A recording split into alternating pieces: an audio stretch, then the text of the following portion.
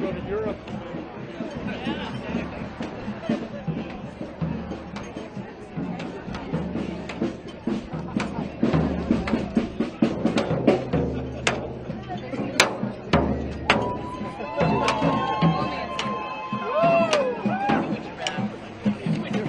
I didn't think so. I didn't think so. Oh my God.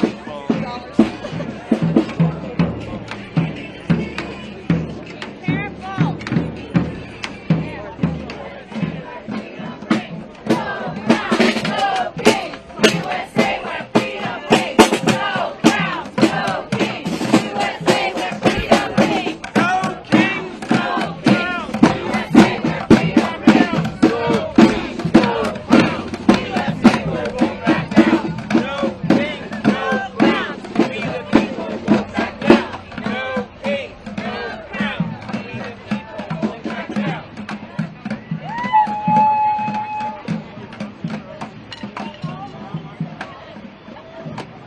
Tell me what democracy looks like. This is what democracy looks like. Tell me what democracy looks like. This is what democracy looks like. Tell me what democracy looks like. This is what democracy looks like. Tell me what democracy looks like. This is what democracy looks like. Tell me what democracy looks like. This is what democracy looks like. Tell me what democracy looks like. This is what democracy looks like. Tell me what democracy looks like. This is what democracy looks like. Tell me what democracy looks like. This is what democracy looks like. Tell me what community looks like. This is what community looks like. Tell me what community looks like. This is what community looks like. Tell me what community looks like. This is what community looks like. Tell me what democracy looks like. This is what democracy looks like.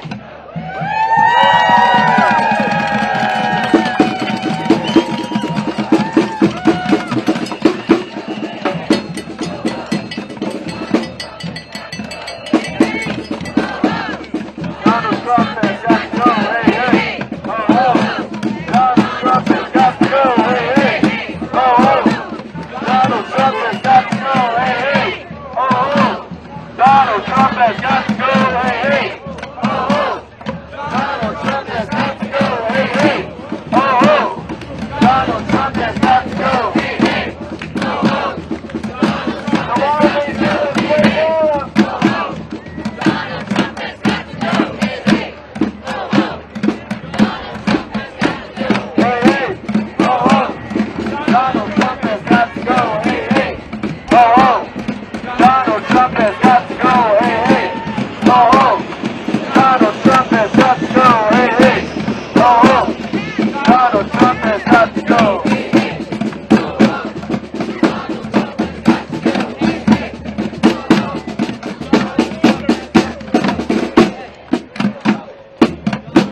No justice, no peace, till ICE is off our streets. No justice, no peace, till ICE is off our streets. No justice, no peace, till ICE is off our streets. No justice, no peace, till ICE is off our streets. No justice, no peace, till ICE is off our streets. No justice, no peace. Come on, DC, let's make some noise.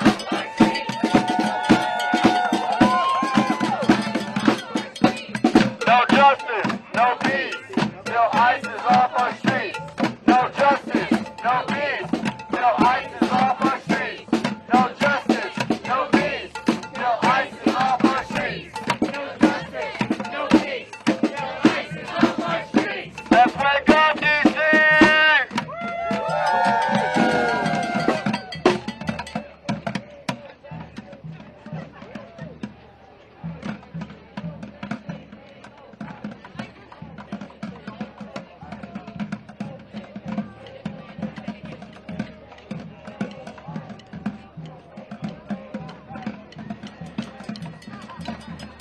DC, y'all sound asleep. What's wrong?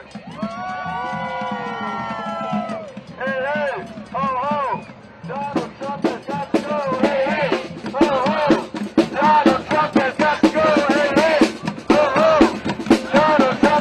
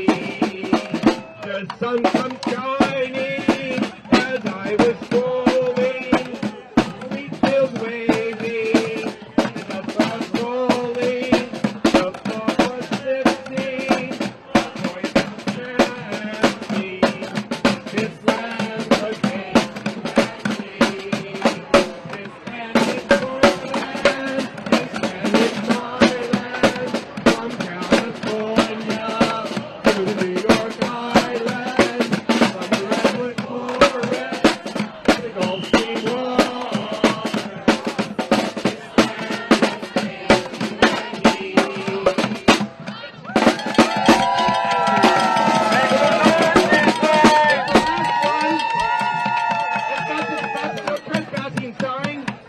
As I was walking, I saw a sign there, and that sign said, no trespassing, but on the other side, it didn't say nothing. Now that sign was made for you and me. This land is your land, this land is my land, from California to the New York Island, from the Redwood Forest to the Gulf Stream waters. This land was made for you and me. Woo!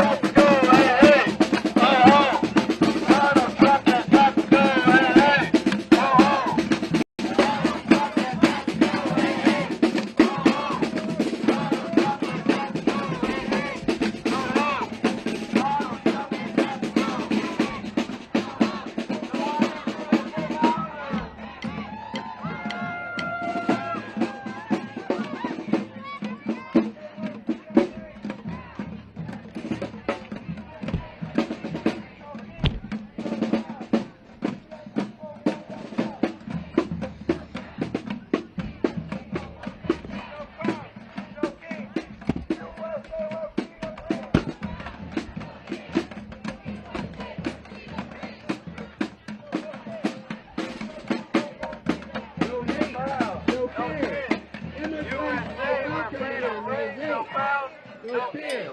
Immigrants are welcome here, no hate, no fear. USA where freedom leaves no ground, no peace. USA where freedom leaves no ground, no peace.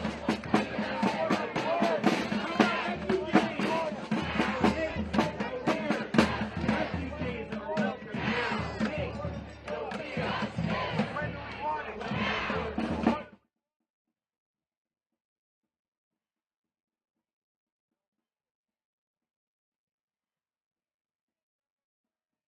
Fox 5. Breaking news.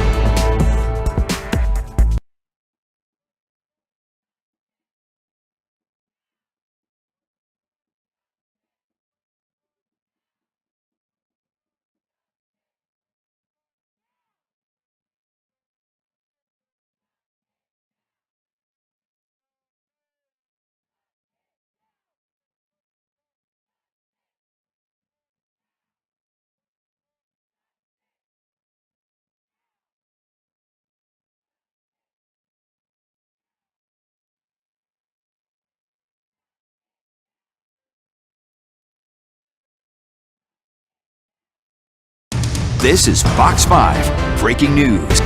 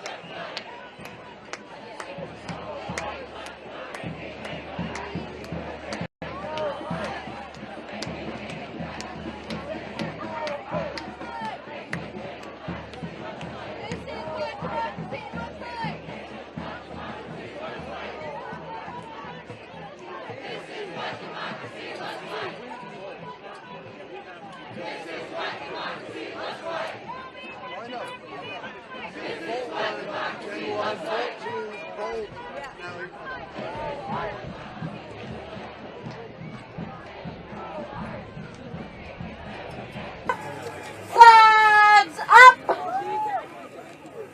Song sheets out! Flags up!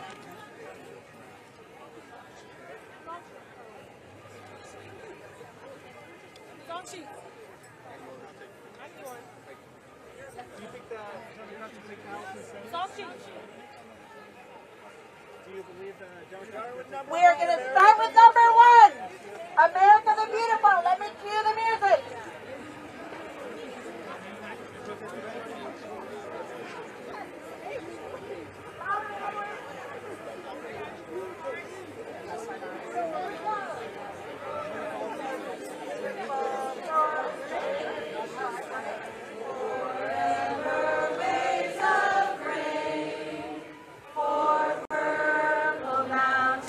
Majesties above the frozen plain.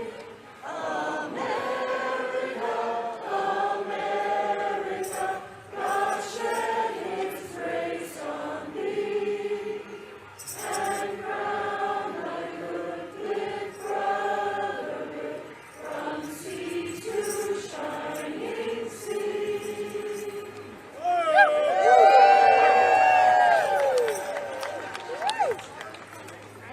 Okay, we have a Marine. He's going to tell you where to go and when to march. So, line leaders, listen to the Marine. Okay, so the start is the most important.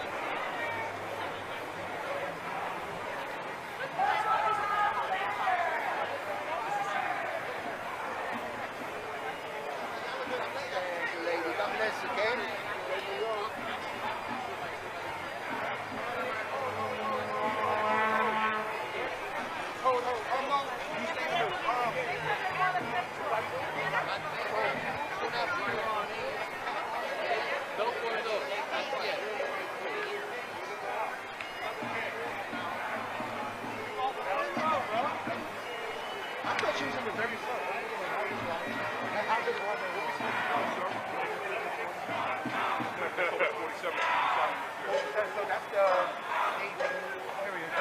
Different people have their what do we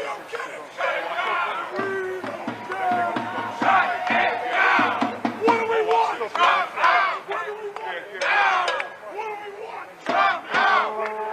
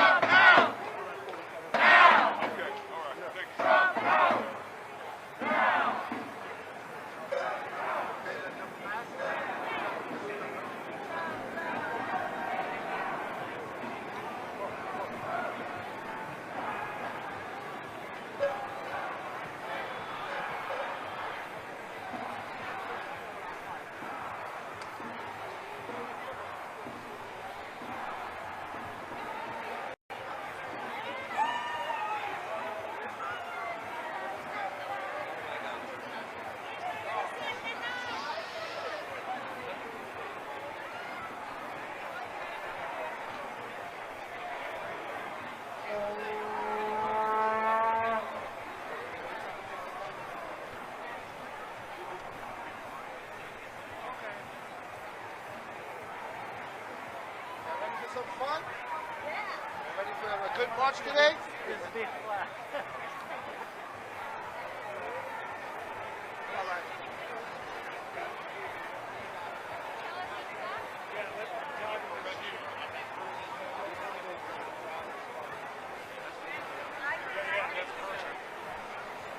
Short blue, red, you feel like it? Yeah. Like the whole crowd. Yeah, totally. This is good. It makes it look cool. All right, pause here.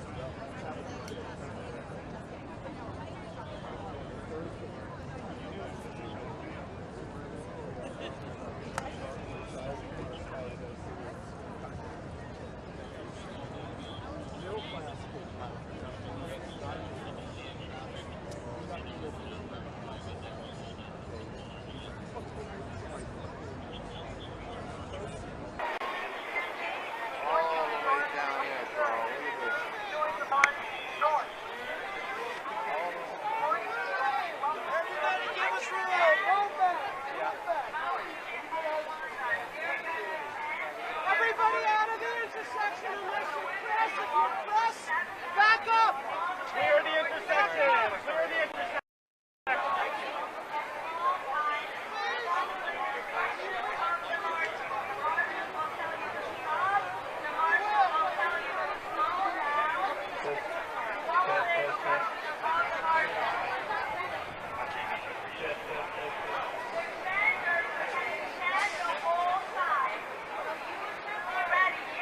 Stand the whole time. We want to run the march of the pueblo. Yes!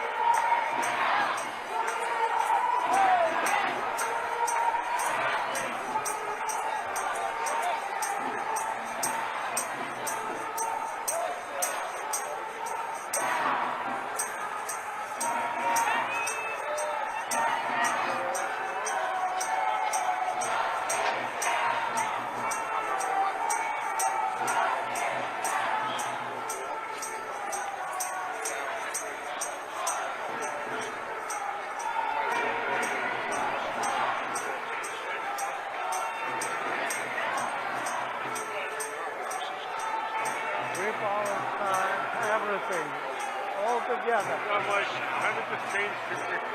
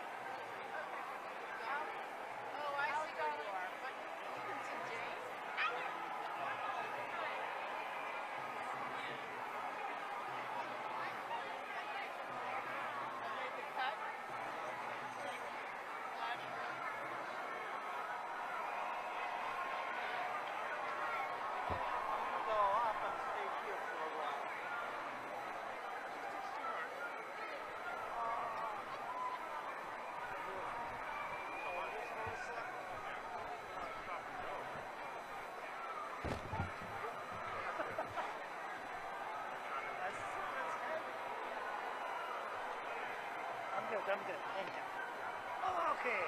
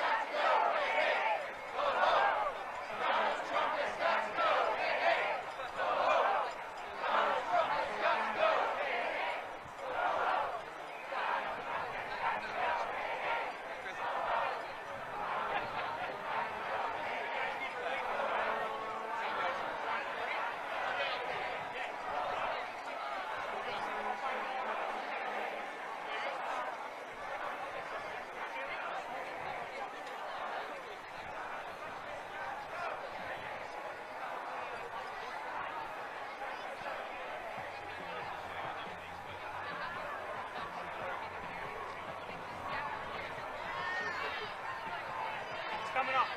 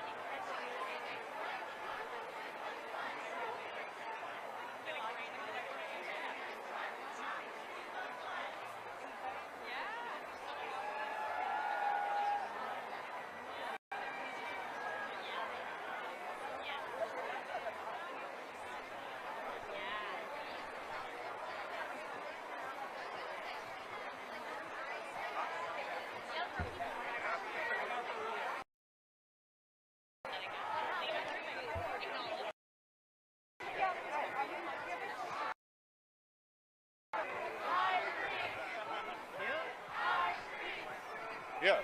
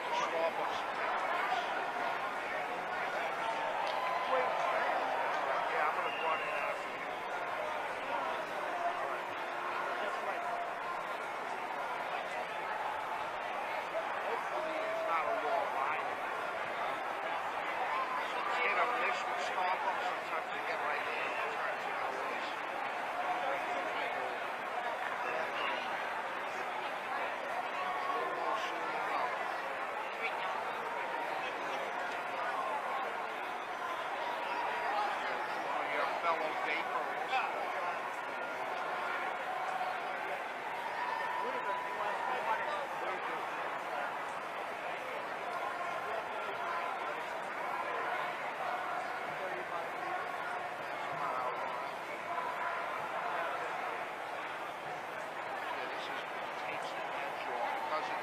The nicotine, right, is what we're addicted to, but this has way less toxins than cigarettes. And I know because I can do more push-ups, jump on my girl longer than when I smoke, you know. So a lot of people go, oh, it's this, that. I'm like, yeah, but it's, it's worse. No, you know what's worse? When the ones that like strawberry, because that's all the chemicals, straight nicotine. That's all it is. And they gotta put some things in it to make it work, but not as much as cigarettes. But I think they put more sugar cigarettes in. When I was younger, it was a lot easier to quit or not smoke all day. I knew a guy that smoked an hour for 4 years and he just quit it. And then as the years went by, it would be harder and harder, right? The more smoking. Like after half an hour,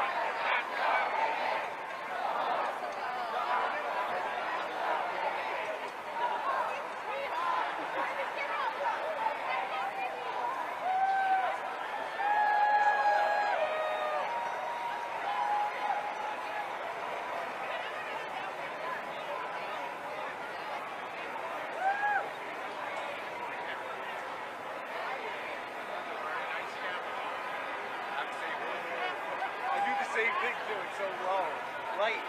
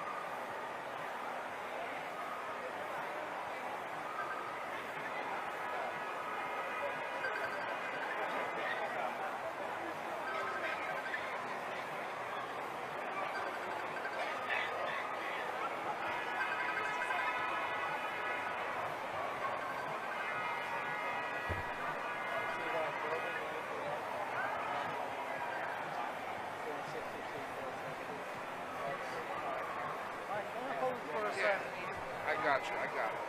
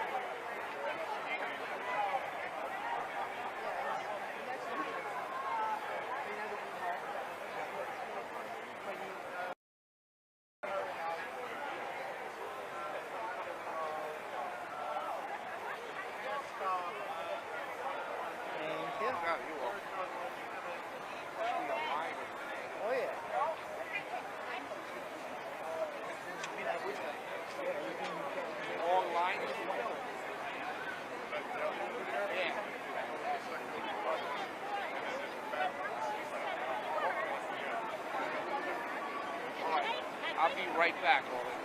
Okay.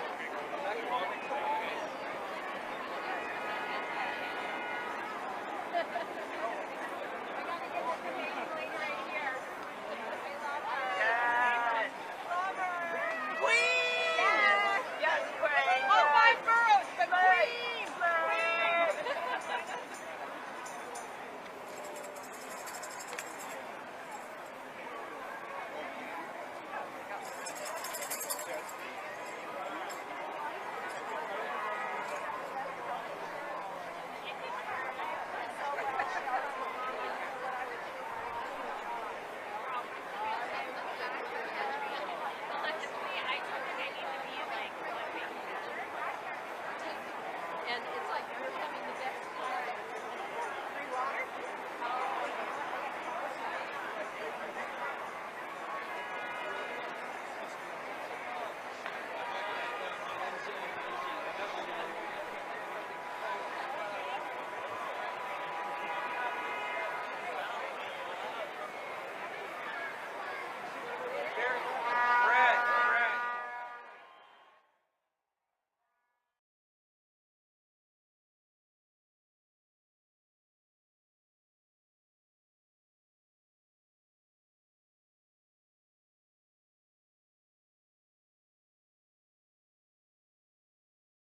The documentation or the status that we carry, or the faith that we witness to, or the people that we love, or the places that we come from, because our God knows the places that we are going. Our God is not concerned about where we came from.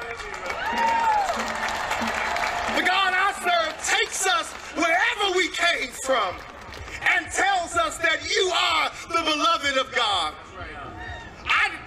I encourage you, brothers and sisters, siblings that are gathered here together, look to your right, look to your left.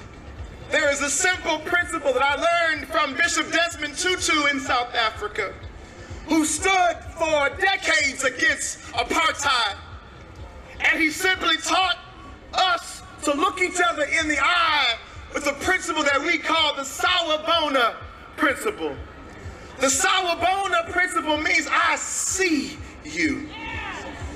And right now, I encourage you, siblings that are gathered here, use your eyes. Use your eyes. Look to your left. You don't have to say a word. Look to your right. Embrace that loved one that's there with your eyes. And show them, even now as we gather here, I see you. A people, a people who can see each other, can remind each other of our collective sacredness. A people who can see each other cannot unsee it when our babies are being pulled out of cars on their way to be dropped off at school. A people who can see each other cannot unsee masked ICE agents pulling up in our city and cities around the country. A people who can see each other see wickedness and spiritual wickedness in high places. Somewhere I read that a people who see each other cannot unsee vile hypocrisy in the land. But a people who are determined to see each other will collectively say, we will not bow.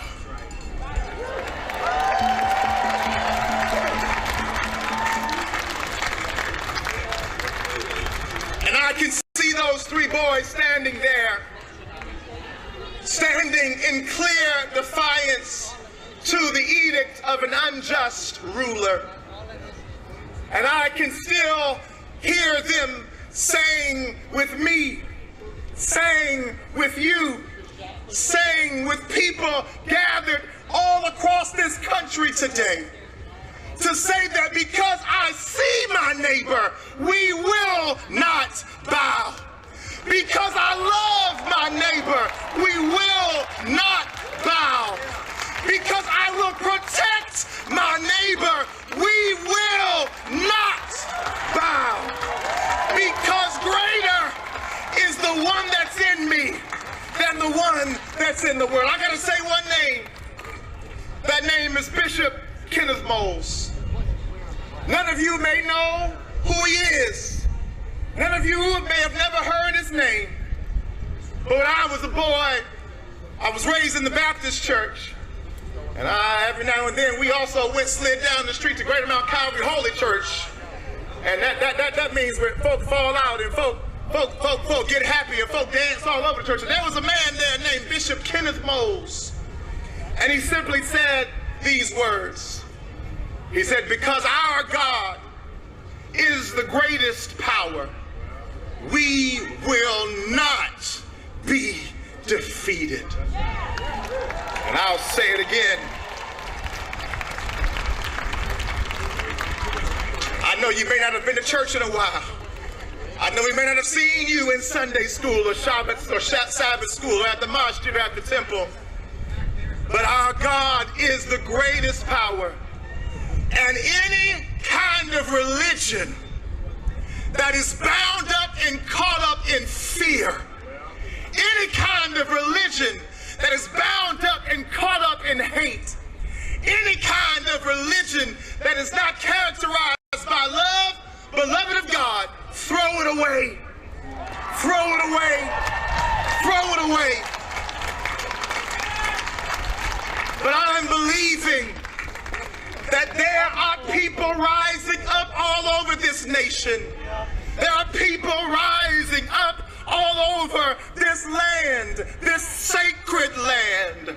I'm believing that there are people rising up all over this world who will not bow to hatred, who will not bow to corruption, who will not bow to hypocrisy, who will not bow to fear, who will not bow to suspicion, who will not bow to political violence, who will not bow to a kind of religion that wants to be close to power but won't empower anybody else. We will not bow.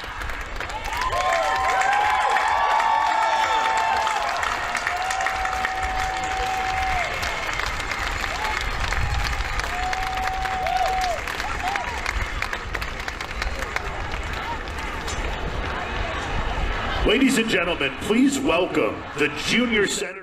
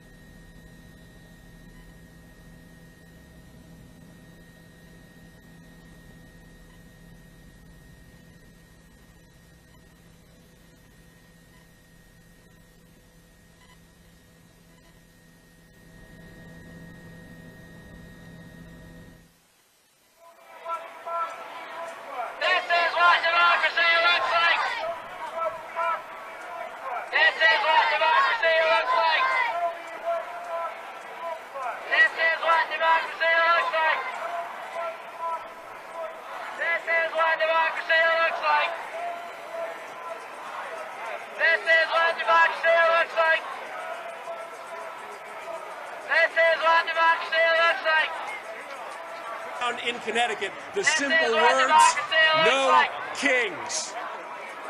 This is what democracy looks like. This is what democracy looks like.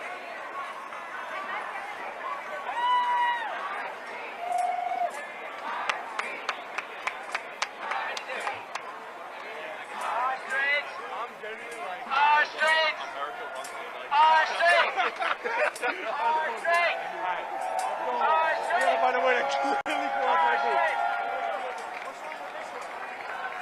The flag was in the news this week.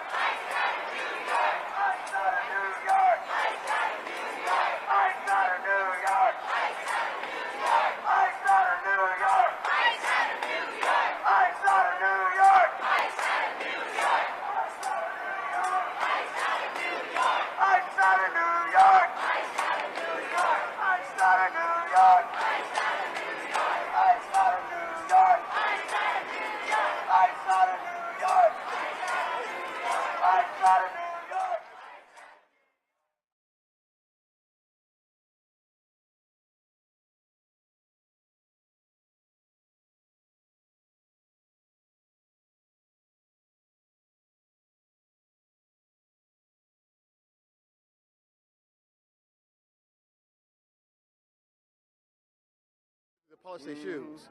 Are you kidding me right now, man? Imagine the level of disrespect. You know what them generals went through? Understand this. If the generals ever called us to rally, who you think the troops gonna rally on? A Fox fake news host or a battle-hardened general who led us and got us back from combat alive?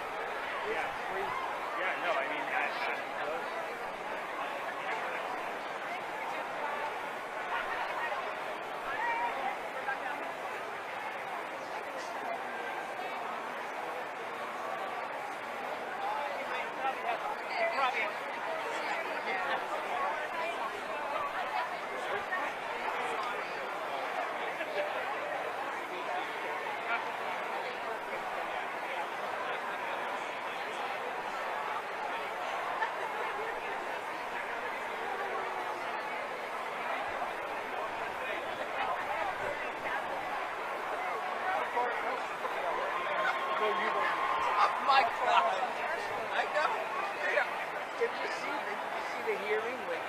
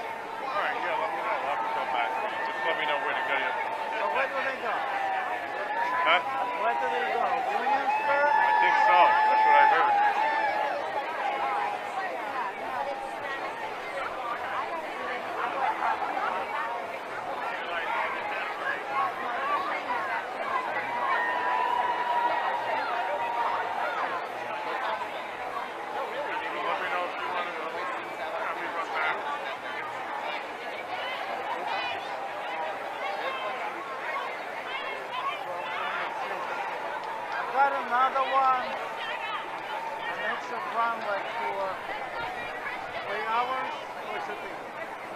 Would it be enough? 3 hours? I think so, right? I mean, it's going to take them an hour to get there, and then from there, how long are they going to be, you know? Yeah. They're not going to feed them there. And then what? They're not going to feed them there, all of them. Sounds a problem. I don't know.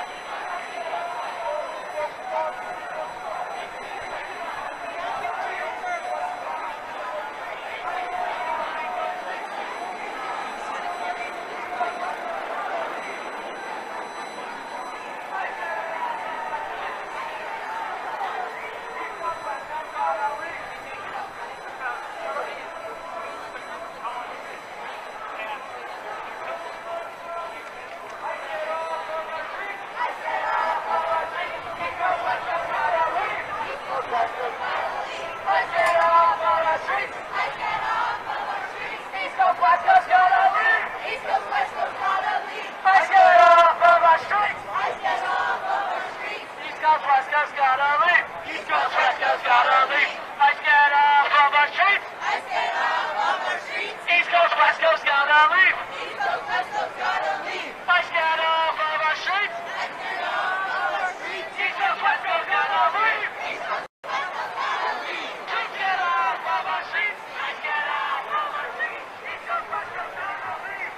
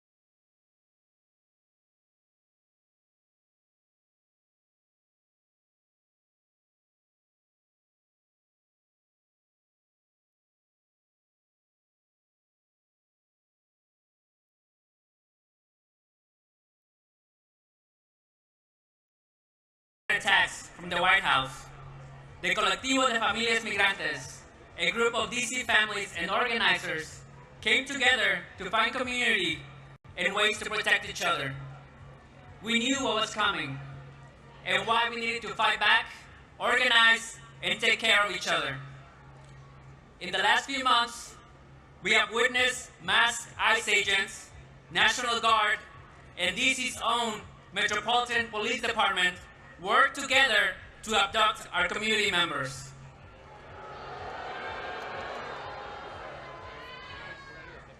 People have been detained while going to work, at local parks, in front of schools.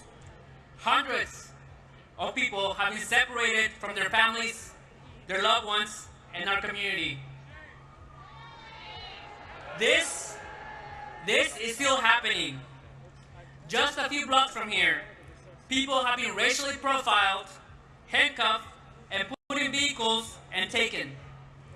Sometimes they're transferred to detention centers hundreds of miles away in states like Louisiana, Alabama, and Georgia, away from family and away from legal counsel. And to be clear, here in DC, the anti-immigrant attacks have come not only from the White House, but also from our own mayor, Mayor Bowser. Mayor Bowser tried to repeal DC's Sanctuary Values Act, a local law that limits collaboration between MPD, the local police, and ICE. But while politicians have failed us, it's been DC residents that have stepped up. We have seen our people go out and film ICE's abuses in the streets, share Know Your Rights information, provide mutual support to families of people detained, and organize to protect their immigrant neighbors. This is the moment to show solidarity, to reject attempts to dehumanize and criminalize our immigrant community, to hold our elected officials accountable, and to force them to stand up to an authoritarian administration that does not care about due process and people's constitutional rights. In order for the Trump administration to carry out its plans, it needs compliance from the public and from local governments. We must not comply. We need to do all that's in our power to protect immigrant families and our neighbors. We need us. We need you. We need each other to protect families, not feds. Thank you.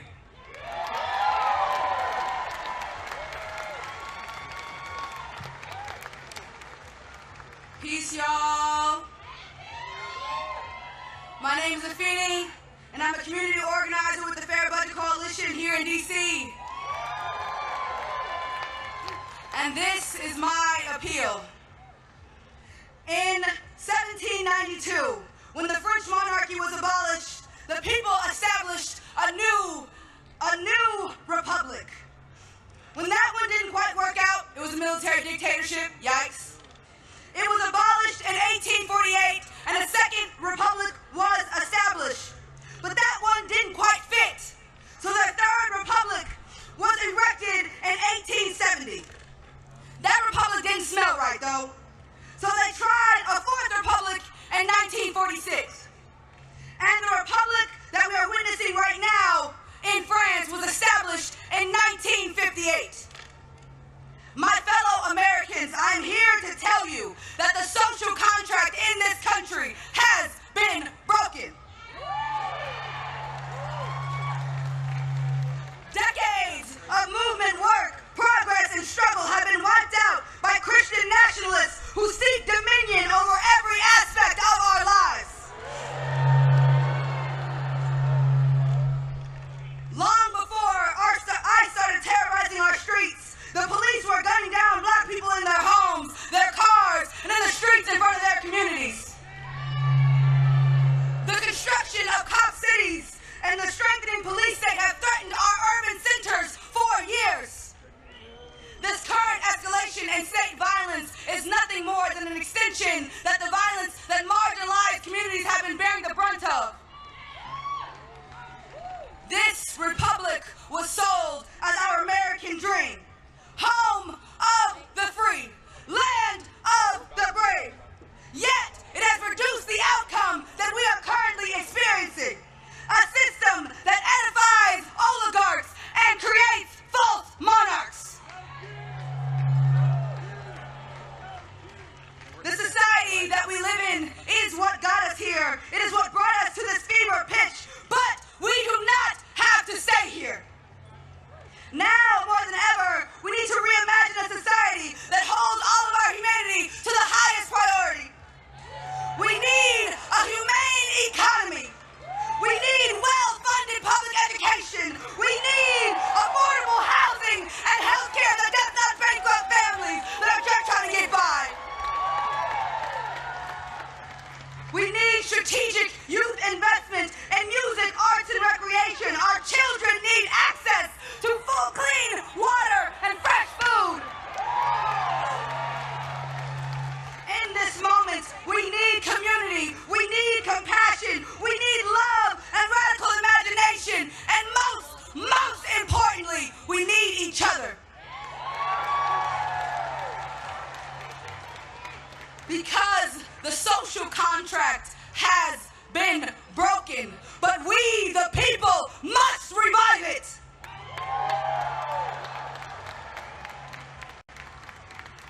We, the people, can be stewards for a land of the free. We, the people, can be brave and make this broken house into a home for all of us. Because we are the source of power in this country. Our labor, our taxes, and our faith keep this system going. So we must have the revolutionary hope that collectively we, the powerful people, have the capacity to create something better. I'm here to tell you that we must be audacious in our pursuit of fulfilling that generational mandate. Because with public sentiment, nothing can fail. And without it, this system cannot succeed.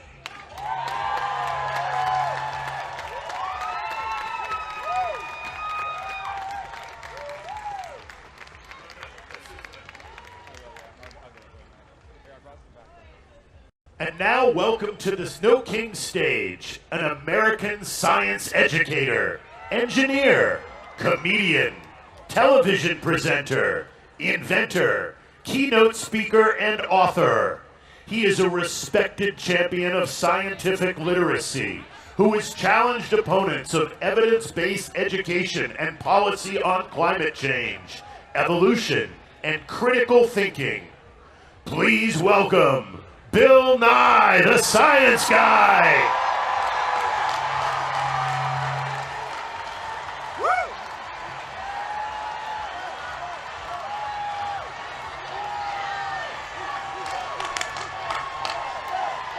We love that song, Hello, DC! Fellow citizens, it is wonderful to see so many of us out here today. We are here for the same reason our ancestors gathered here in 1776. We want our government to run without a king. Our government is based on ideas embodied in the Constitution. Among other remarkable features, it guarantees our freedom to speak, as we're doing here today. Rather than doing one monarch's bidding, we have agreed to form a democracy, to work together, and to follow the laws that derive from it. No thrones, no crowns, no kings. As many of you know, I am a native Washingtonian. I grew up here within the city boundaries. And when you grow up here, the affairs of the federal government are very much a part of your life.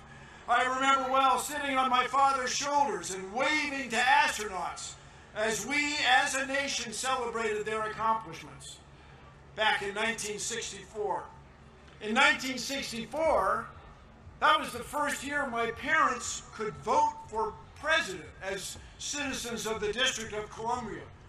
We still do not have voting representation in the district. Someday, perhaps. I remember well Martin Luther King's dream and Resurrection City, the plywood structures on the National Mall erected to house protesters who came to town demanding equal rights and opportunities, barely a month after Dr. King had been assassinated. I remember well the Vietnam War. The mall was shoulder to shoulder, much as it is today. Traffic stopped citywide. The protest movement around the country, and the war was ended. We are protesting in the same fashion today.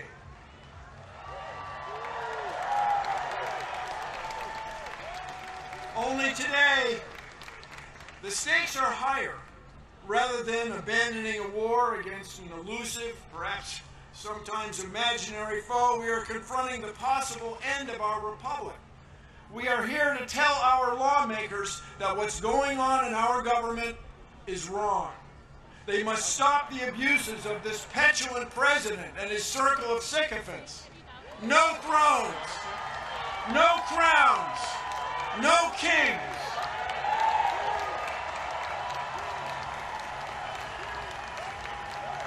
This president and his associates cannot tolerate dissent. To them, our free speech is frightening. They are arresting people and denying due process in courts. They tried to silence television hosts. They're trying to fire indict civil servants, prosecutors, judges, even their own cabinet members. But in this land, these sorts of actions are not new. In 1776, our ancestors had had enough. They declared independence from a king by means of a document stored safely right over there on Constitution Avenue in the National Archives. Although it was conceived 249 years ago, the Declaration of Independence describes a train of abuses connected with an absolute authority, a king with absolute power. No thrones, no crowns, no kings. Their king had refused to honor the law. Their king had refused to let lawmakers be elected. The king had made court judges dependent on his will. They cited the king sending, quote, swarms of officers to harass our people. Their language referred to, quote, cruelty and faithlessness scarcely paralleled in the most barbarous of ages. Their king was trying to, quote, render the military independent and superior to civil power. Our founders even censured King George for cutting off trade with all parts of the world. Did these actions sound familiar? 249 years later, no crowns, no thrones, no king. In short, the founders believed their king was, in their words, quote, totally unworthy to be the head of a civilized nation. No thrones, no crowns, no kings. Although the United Nations has been the world's leader, and although the United States has been the world's leader in science for decades, this president and the members of his cabinet even failed to accept scientific facts. Contrary to Article 1, Section 8 of the Constitution, they do not promote the progress of science. They suppress it to the detriment of our health, well-being, and international competitiveness. It is a formula for failure. How did we get here? It hasn't been one instance of abuse of the power of executive order by this president. It hasn't been just one twist in a court ruling. Instead, it has been years in the making. Enabled by this president, a group of Confederates has worked together to undo many of our traditions and understandings of fairness and of citizens' rights. And they've done this through an odd legal tactic to overwhelm our court system with legal game after legal game, trying to hold or impound money secretly in order to let legal deadlines pass, to pretend that people they don't know, who are from different backgrounds, are somehow not quite citizens and not worthy of respect under the law. No thrones, no crowns, no kings. Let us now raise our voices. We are here demanding a return to the rule of law, let the world know that we will suffer no king. We will put the United States back on a course to lead the world in fair governance. Together, no thrones, no crowns, no kings. Thank you all. Let's change the world.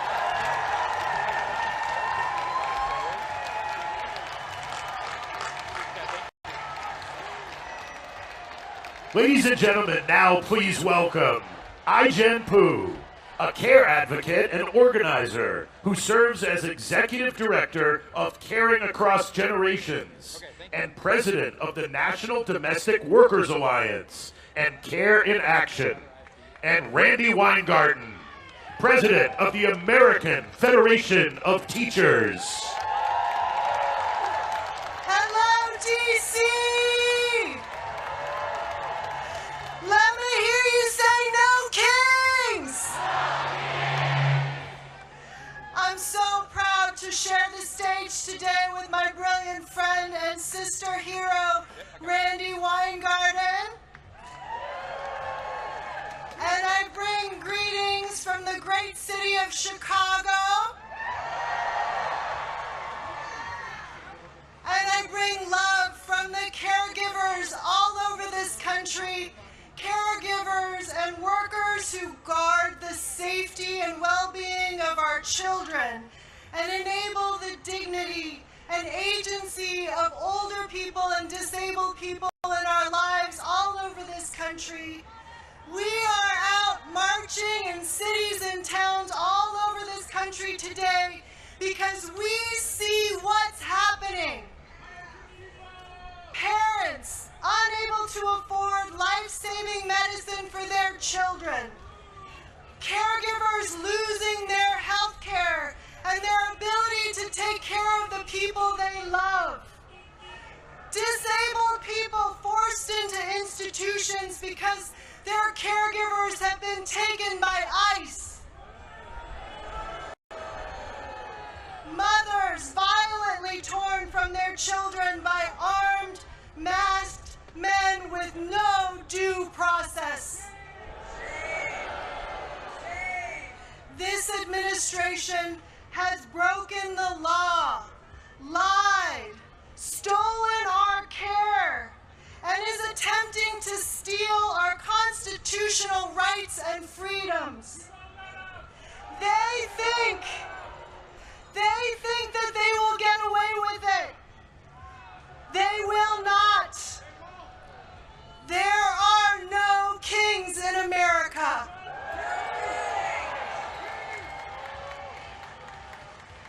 And you know what else I see?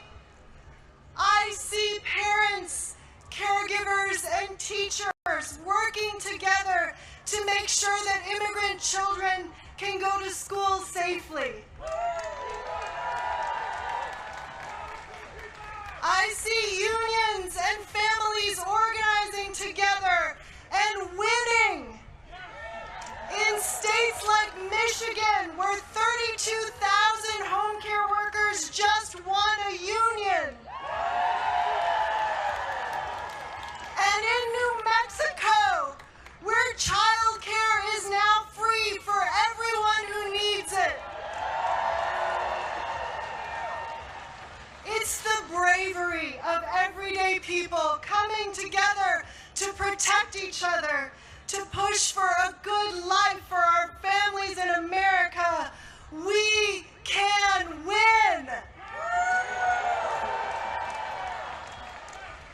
We are the caring majority, and we are greater than the cruelty of wannabe kings. So let's remember the strength of our numbers today. Let's remember that we are not alone. We are the caring majority. And let us continue to be brave. Are you with me? Yes! Are you with me? Yes!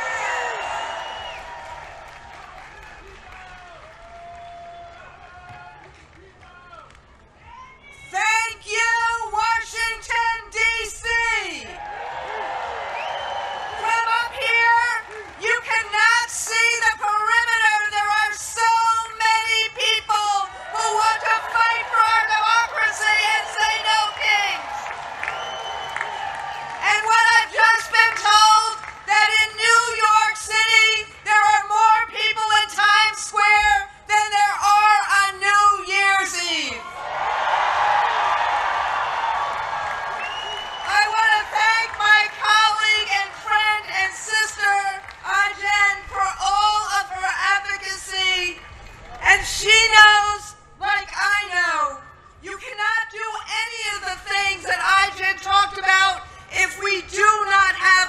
democracy. And today, we are saying we are fighting for our democracy. We in the labor movement are fighting for a democracy and a voice in it so we can secure a better life for all working people. All of God's children. Better wages, affordable health care and child care, good schools for children, and a secure retirement. Tell me, what is radical about all of that? But today, I speak not only as the leader, proud leader of a 1.8 million member union of people who make a difference in the lives of others, but I speak as a teacher, a high school social studies teacher. Yes, let's hear it for the teachers of America. A teacher who taught students about the Constitution and its underlying principle, we the people. We the people are a country that is governed by the rule of law, not the rule of one man. We are governed by fairness, not fear or favor. Now this idea, as you've heard before, see, you can go and say, if you're kids right now, this is your homework for the weekend, okay? This idea has been a constant for 249 years, since the Declaration of Independence, and the notion made famous by the Gettysburg Address of a government by, for, and of the people. Say it again, by, for, and of the people. Now we know the founders were not perfect, but they had one abiding principle, and that is and was that we as a nation should never, ever again be ruled by a tyrant or a king. That was as true today as it was back then. And that is why millions of people today from all walks of life are turning out at these thousands of events. Republicans, Democrats, independents, black, brown, white, this 68-year-old Jewish baby boomer, Muslim small business owners, Christian Gen Zers. This is, as Ijen said, we are the majority of America. And what do we want? What do we want? We want the promise of America for everyone. We want a voice in our future. We are standing up in peaceful, patriotic protest, just like our founders called out. No thrones, no crowns, no kings. We are standing up because we don't want our streets militarized. We don't want our neighbors disappeared by masked agents. We don't want our colleges forced to sign loyalty oaths. We don't want, what? We don't want public officials arrested on trumped up political charges. And, this is a little different, we want our federal government to fix the healthcare crisis that was created by the big ugly bill Republicans passed in July. We want a president who will keep healthcare premiums down, bring down the cost of groceries and housing, strengthen public schools, make college affordable, and embrace workers' rights. Again, what is radical about any of that? Exactly. We want the president to spend his time solving our country's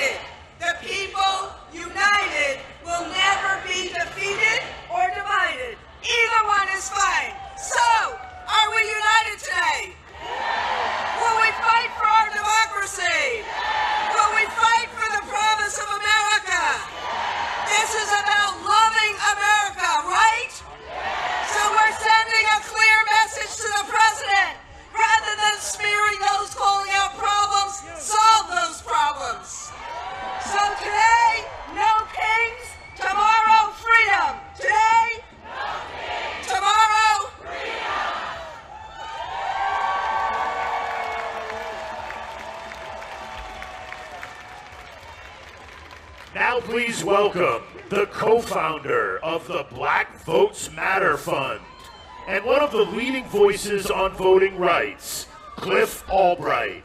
He is joined by 10th grader Zion, a youth student advocate from the Trigger Project. Good afternoon, everyone. My name is Zion Stewart. Good afternoon, everyone. My name is Zion Stewart, and I'm from W Street Southeast, better known as Traverse City.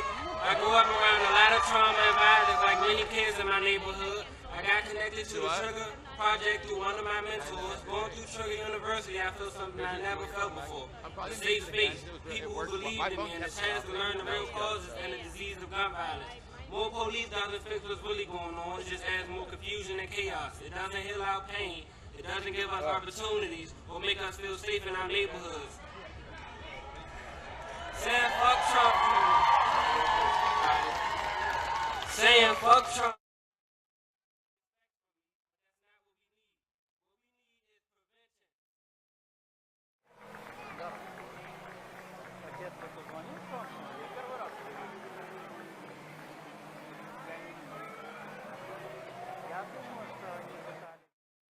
Before the first time I was profiled, we wouldn't be here.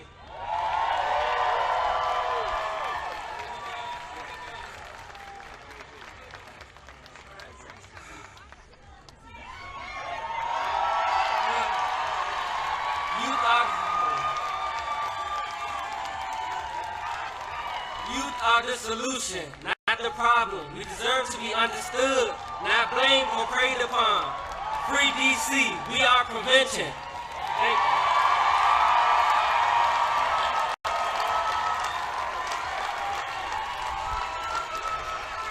Go give it up again for Zion.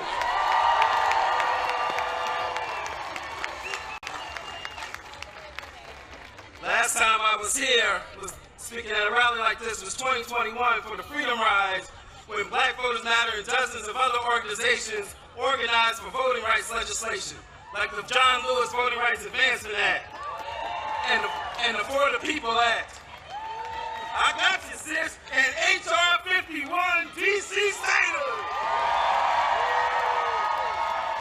When I say DC, you say statehood, DC. DC. We organized for those voting rights because we knew that we'd be in a moment like this. A moment where we have a wannabe dictator and a do-nothing Congress trying to take away our voting rights, trying to cancel elections and purge voters from the rolls. We knew it was coming. Just this week, the Supreme Court heard a case that could put the final death blow to the Voting Rights Act. It could eliminate black representation for black communities, and it can create at least 19 seats that are currently protected by the Voting Rights Act would be eliminated by many of these red states. And this is happening at a time when we are seeing mid-decade redistricting in places like Texas and Missouri because we have somebody who wants to be a king. You have somebody who, just like he said to Georgia, go find me 11,700 votes. He's trying to tell these states, go find me 10 extra congressional seats, or 15 seats, or 20 seats. And this could create a permanent one-party rule at the expense of black voters and black communities. But like so many other issues that are rooted in anti-blackness, that sickness won't just stay within the black community, it affects this entire country. And so we join you in saying, no kings. But we gotta go beyond no kings, because the last time that call was made in 1776, 1/4 of this country's population was enslaved. And so we've got to go beyond no kings. We've got to recognize that they have used divide and conquer ever since that time in 76, or ever since 1619, to keep us divided, to divide those who were enslaved from those who were poor whites, to divide us from those indigenous brothers and sisters. They've been using that divide and conquer tactic, and they're still using it today to keep us divided, all of our communities. But I've got some good news for you, because what I know is this: if divide and conquer is one of the oldest tricks in the books, then by definition, one of the most revolutionary acts of resistance is simply to be united. For us to stand together, to sing together, to laugh together, to cry together, to fight together. Power to the people, yes, because what I also know is this: their hate cannot beat our love. And when I talk about our love, I'm not talking about a Valentine's Day kind of love. I'm talking about a radical love. I'm talking about a you might have to flip over the money changes tables kind of love. I'm talking about a love that is merged with power, because those two things are not opposite, they go together. As Dr. King told us, power without love is reckless and abusive, but love without power is sentimental and anemic. That's what I'm talking about. He went on to say that power at its best is love implementing the demands of justice, and justice at its best is power correcting everything that stands against love. That's what we need. And when we have that kind of love and power, when we walk in that kind of love and power that sees all of our communities, from Vermont all the way to Memphis, from LA all the way over to DC, especially Southeast DC. When we walk in that kind of love and power, there ain't nothing that I want to be a small, petty dictator. There ain't nothing that he can do to stop us. Because when we walk in that kind of love and power, there's nothing that we can't do. But we've got to believe we've got that power. Do y'all believe? Do you believe? Let me hear you say, I believe. Let me hear you say it with all your heart from the depths of your soul. Say, I believe. Let me see you put a fist up and say it so loud that the wannabe small man in the White House can hear you say, I believe. And when we believe, then we will truly build the society that we want. And that society will have no kings. Thank y'all.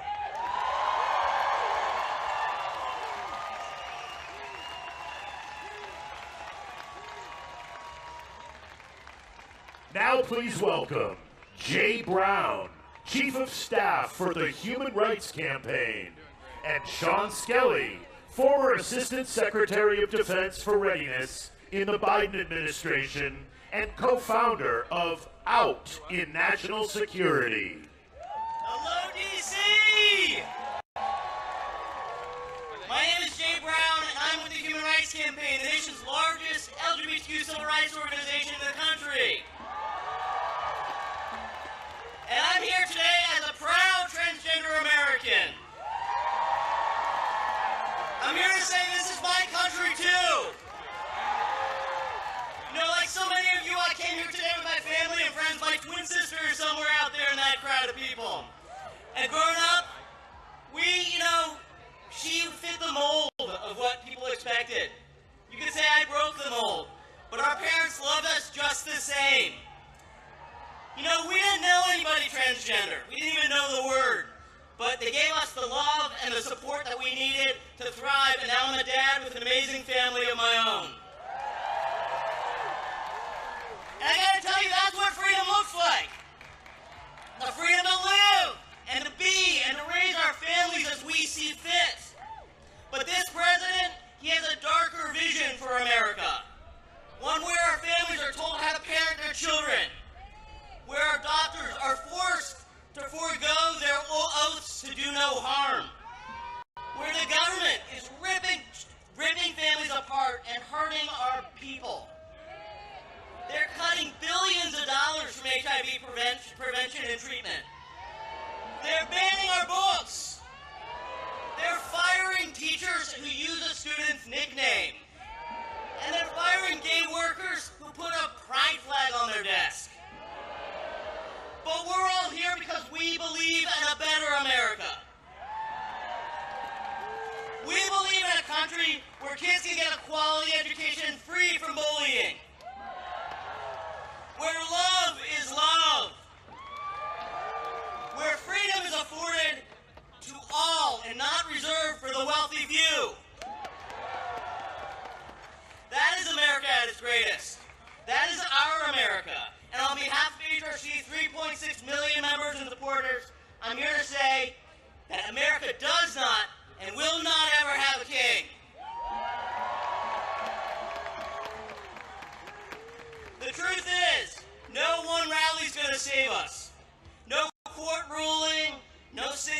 legislation will save us. We have to save ourselves. We have to build workplaces that are safe, classrooms that are welcoming, communities where we see each other not as our enemies, but as our neighbors. And we must always resist the temptation to believe only in the worst of this country. That's what he wants.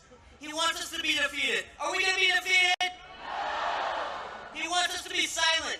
Be scared. Are we scared? Well, we live in every zip code and are from every background. We were born here and we immigrated here.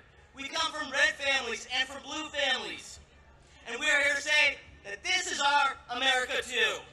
No one knows that better. No one knows that better than my friend and a tireless public servant who's on stage with me today. A true patriot who knows the cost of freedom. I'm proud to pass the mic to former Assistant Secretary of Defense for Readiness and our HRC board member, Sean Skelly.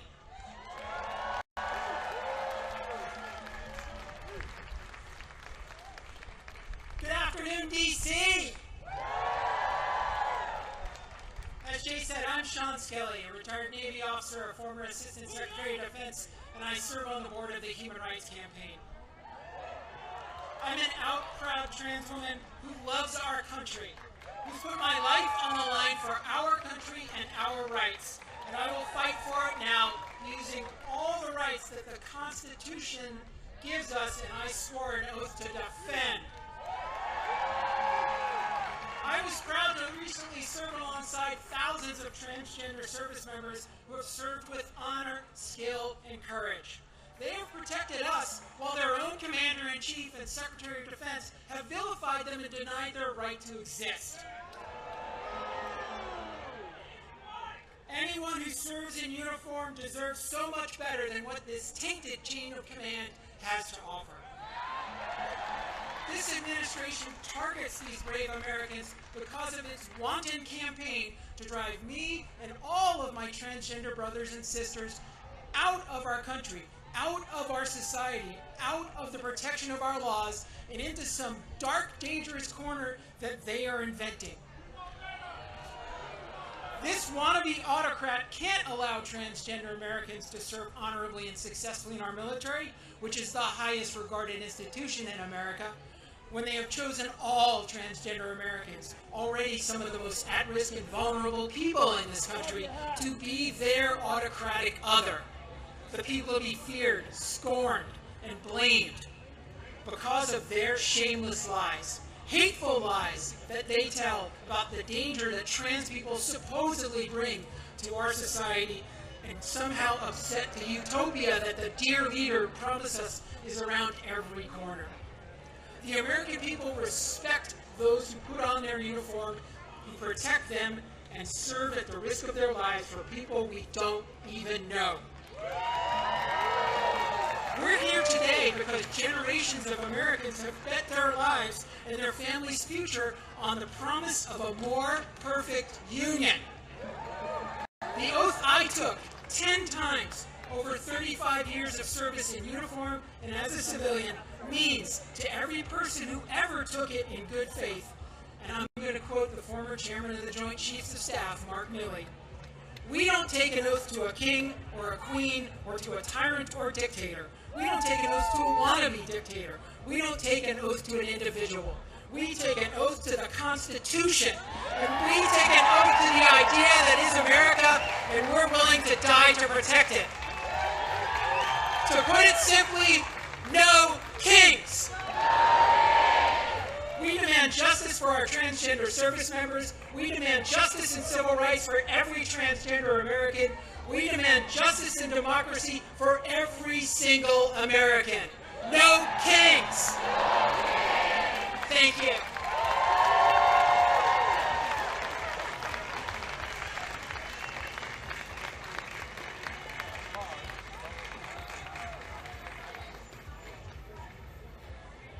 And now, please welcome to the stage, Nene Taylor, Executive Director of Harriet's Wildest Dream, and Kaya Chatterjee, Executive Director of Free DC.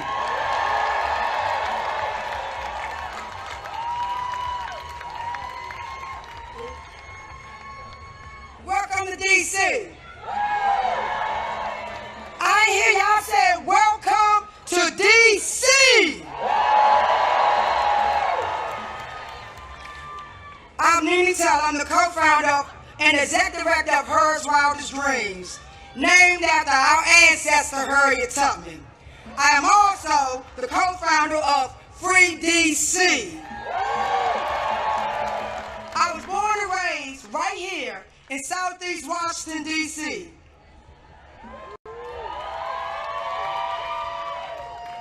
As many of you know, we are in a state of grief for the loss of our freedom fighter, Assata Shakur. We honor her life, her courage, and her teaching. She told us that we need a revolution of the mind and a revolution of the heart. These words still lead me, because this work begins in how we show up for one another, how we care for one another, and how we show up for one another. Washington, D.C. is a black home. We come here to Washington, D.C. That is what you came here to Washington, D.C. That's what you're stepping into. A home built by black hands, held together by black love, guarded by generations who refuse to leave. The people of D.C. have been teaching, protecting, and fighting for this city long before most of you start paying attention. We have been living and breathing the consequences of racist policies, displacement, and over-policing since post-Civil War. We have been demanding and calling for D.C. to become a state. We need D.C. statehood now. D.C. statehood now. D.C. statehood now. On Monday, our freedom watchers were up at the D.C. courts until the cell block closed 2 o'clock in the morning. They were watching hearing after hearing after hearing of our neighbors being kidnapped over the weekend. We also have 300,000 black women who have been fired in the last few months. Most of those are federal workers right here in the district. And we just listened to lawyers argue at the Supreme Court that fixing the system to make it fair for black people somehow harms white people. This is what we're up against. This is what we are up against. Black people freedom is being threatened by a failing democracy and have been punched by white fragile supremacy. Here in D.C., we have been organizing, protecting, and building long before cameras arrived. If you want to help, listen to those who have been doing this work before Trump became in office, before all of this came to play. Listen to the ones that's been on the ground ever since 400 years ago. I see all of you right here, and y'all see me. All of the applauses, and yet, when you all called to meet, when I call you to meet impacted black people, where will you be? Ask yourself, where will you be? Will our movements need funding? Where will you be? When you are invited to teach, to share your skills, to support, strategize, and to defend black people in public, where will you be? Solidarity is measured by what you do when you are called forward. Community is responsibility, structure, and work. It's both the noun and the verb. It's the people and it's the people in motion. It is how we build safety for each other. It's how we keep us safe. Who keep us safe? Who keep us safe? Black people have been carrying the moral weight of this world for generations. We have stood in the gap for every fight against oppression, from Palestine to right here in D.C., because we believe everyone deserves to be free. We are not free until all of us are free. And I'm going to leave you a Assata Shakur taught me once again, weapons of mass destruction and weapons of mass love. She said it's not enough to change the system, we must change ourselves. That kind of change requires that we hold the line for one another. Protest black people in public and in private. I see you, I see your faces, just like you see mine. Will you tomorrow? Will I see you tomorrow? Will I see you next month? When more of our rights are being stripped and more of our black bodies are put in cages. Don't watch from the shadows. I charge you. I charge you to be on the front lines. I charge you to fight. And we will not end with because the day won't end with this stage when the stage come down and the cameras leave and you return home. The fight for our collective liberation is not contained to this presidio of the media attention today. So again, ask yourself, where will you be? My charge is you don't comply. I want you to say no to the kings. We call them oppressors. And I want you to help us to free the land, to free the people, and free us all, and free DC. Free DC! Free DC! Free DC! Free DC!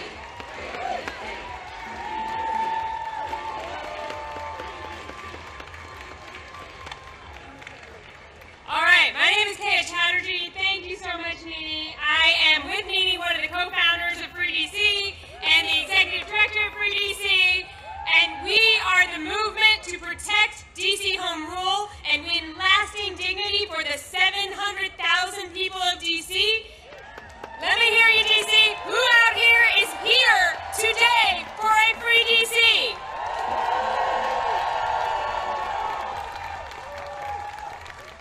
So DC needs to be free because what we are doing here today, right now, would not be possible otherwise. This president wants to silence dissent. He wants to silence protest. He wants to do that everywhere, and we saw him try to do that this week. President Trump and his allies lied about this very event that we are attending right now. He tried to get us all to stay away from here. But did we do that?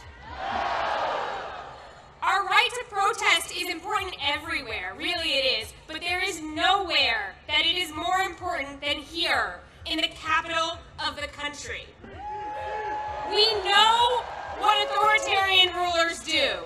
Authoritarians, they try to prevent dissent in the capital. They want to control capitals. They have tried to control capitals through the history of time and space because controlling a capital is a way to control a nation and a way to prevent the transfer of power. This president is no different from those authoritarians, and we saw that on January 6th, right? We saw that. And this president started attacking DC again the day he took office again. Today, we are in our third month of military occupation by armed forces from multiple other states in DC. There are gangs of federal agents who are attacking our communities. And we've heard from so many people today that they've attacked our unhoused neighbors. They've attacked our immigrant neighbors. They've attacked black and brown neighbors. They've attacked our cultural institutions. They've attacked thousands of people who serve as federal workers. They've tried to take over our local police department. They put a disgraced Fox News host in charge of our local prosecutions. And on top of that, their allies in Congress are trying to pass dozens of bills, more than 24 budget riders that take away basic rights from the people who live in the capital of this country. This president is trying to instill fear among the people here. Exactly.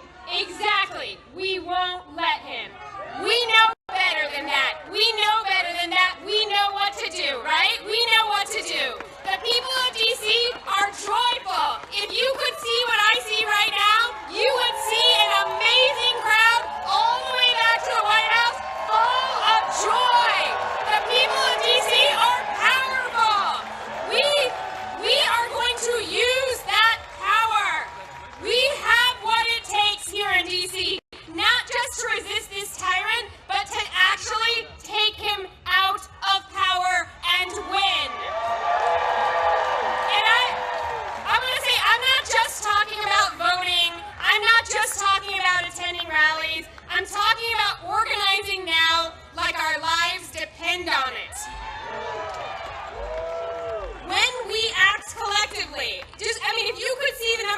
here, plus think of all the people in all the other cities. When we act collectively, we have so much more power than we realize.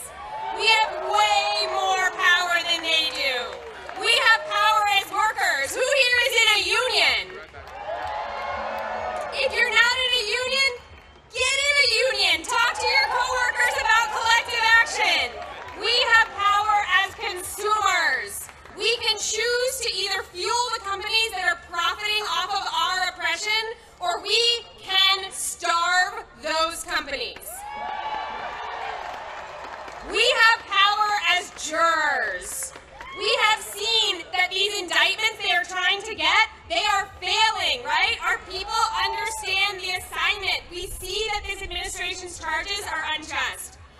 We have power as taxpayers. We are all right now collectively funding this regime, and we have the power to slow that down, right? We know what's on our license plate here in DC. What's it say? That's right. And we have power as community members. We can engage in our sacred duty to protect one another, to support one another in solidarity, and to reject this cruelty agenda that we're seeing unfold.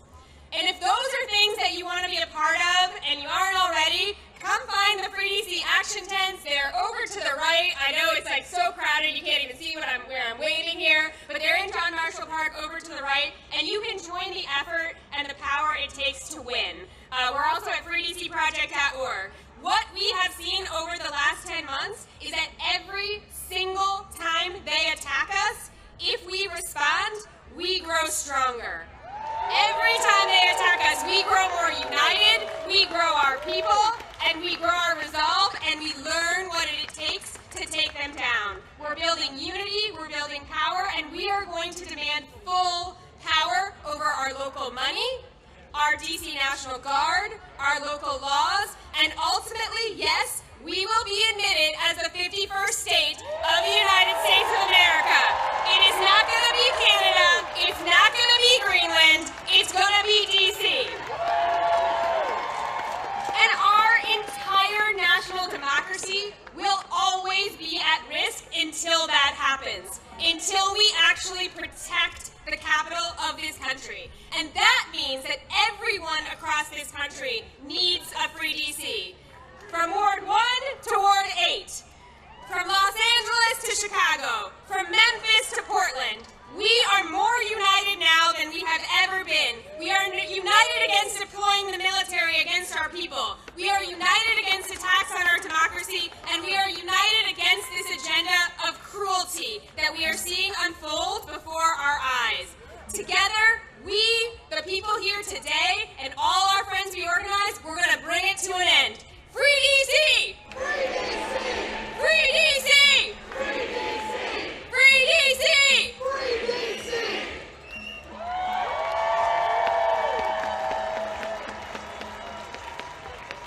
Washington, D.C., please welcome to the stage Leah Greenberg and Ezra Levin, co-founders of Indivisible.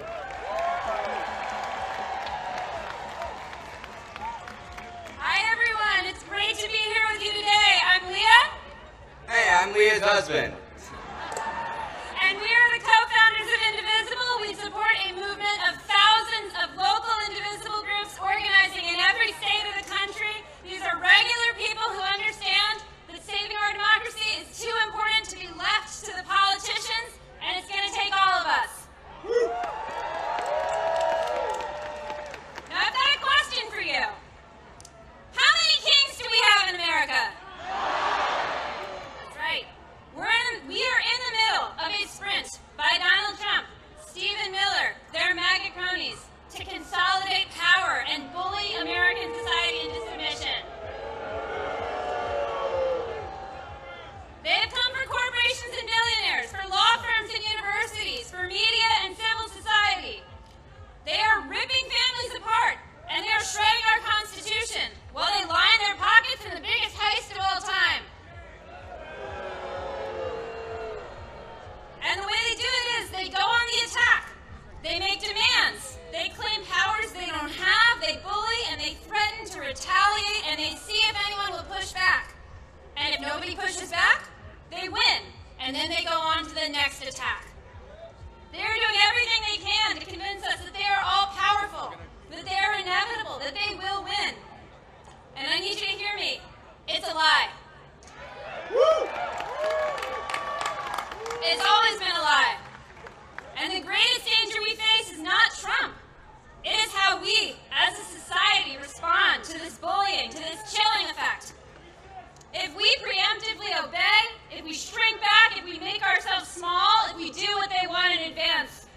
Now we saw them try this play this week. Mike Johnson, Stephen Miller, their cronies on Fox News.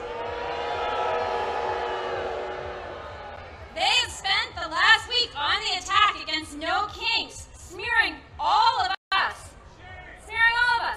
as anti-American. They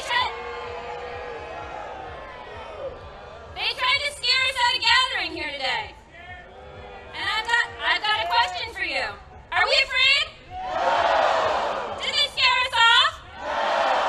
Are we going to back down now? That's right, because what we are doing here today is as American as apple pie. We are standing up for our rights. We are standing up for our neighbors. We are here because we understand.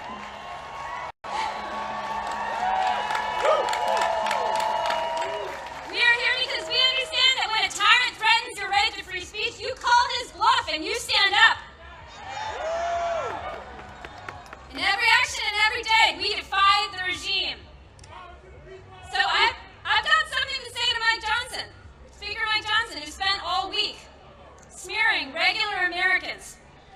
There are nearly a dozen No Kings protests happening across your district today. And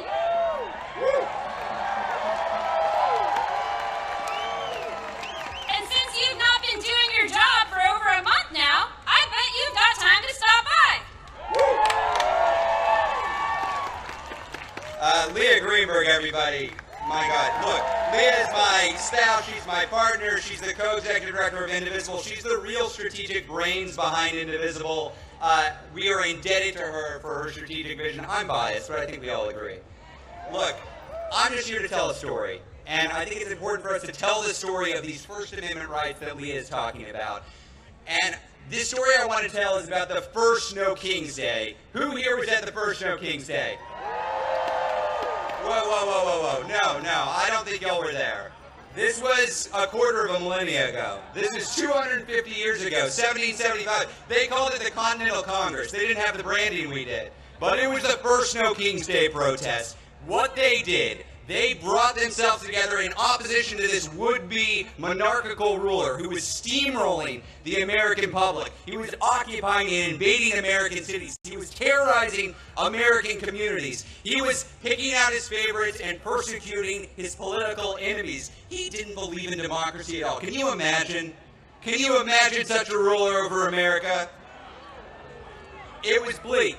It was bleak. So what did our fellow Americans do? They put together a No Kings rally to give us a constitution. That's what they did. That's our history. Whose history? Whose history? Whose history? Look, this is a big experiment in self-government. A government of, by, and for the people. Nobody here is under the illusion that this was a perfect union. That's not what we created. This was a compromise of rich men, of white men, of slave-holding men. But this imperfect union that they put together, it also gave us some fundamental rights to make it more perfect. Who has been using those rights? The abolitionists, the suffragists, the heroes of the civil rights movement, the leaders at Stonewall, the leaders in the Dreamer movement, and all of us here. All of us here. Whose rights? Our rights. Whose rights? Our rights. Ben Franklin, that lovely Benny, what did he say? Benny told us all, when asked what they had created, he said, a republic if you can keep it. Who's going to keep this? Who's keeping this republic?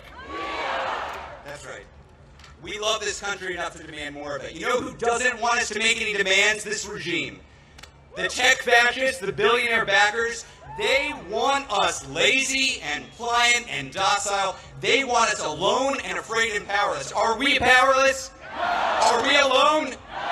Damn right or not, as I stand here today, Elon Musk, remember that guy? He's out of the White House.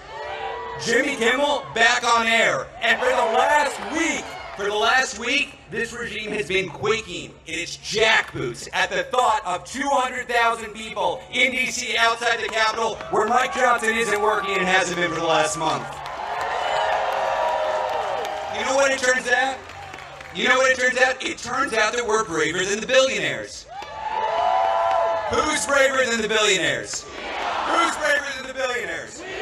This is my favorite part, folks. I get to name some names.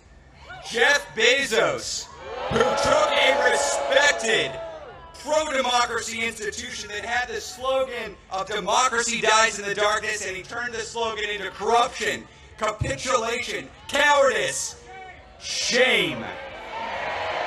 Mark Benioff, y'all see this guy in the news, the head of Salesforce, who is welcoming troops into San Francisco?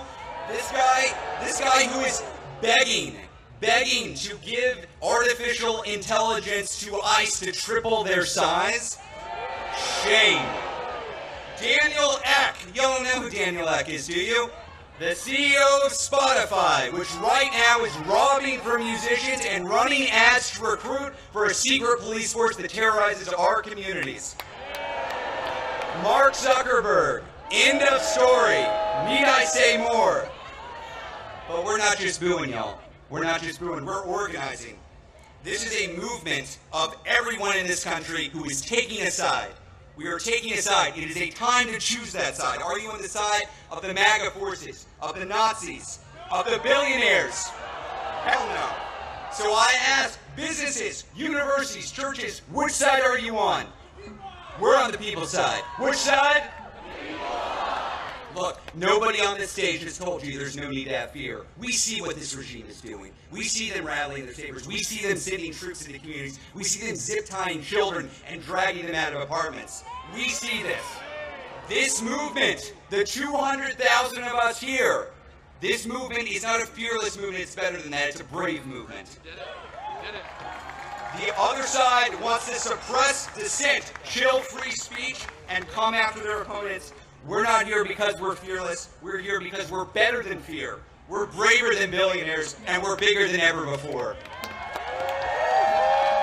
We're going to win this, y'all, because we believe, as all Americans believe, we don't do kings here. How many kings? How many kings? Now, we had a little bit of extra time in the program, and a guy in Vermont with some ideas about this wanted to come up. So let's have him out.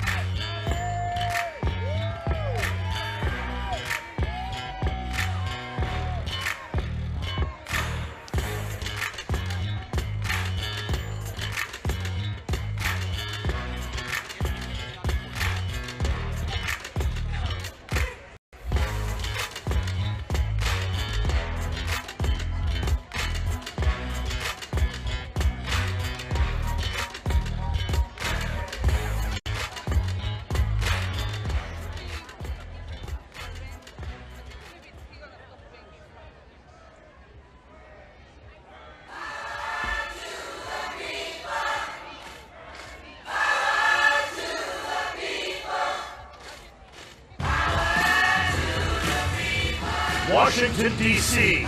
Are you ready? Here we go. Please welcome the senior senator from the great state of Vermont, the Honorable Bernie Sanders.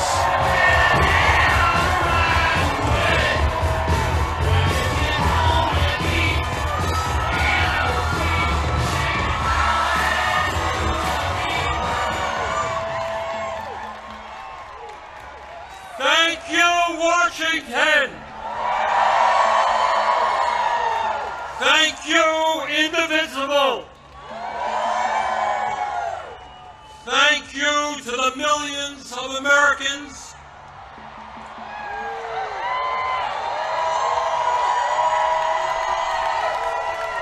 from our smallest towns to our largest cities in every state in our country who are gathering today at thousands of rallies.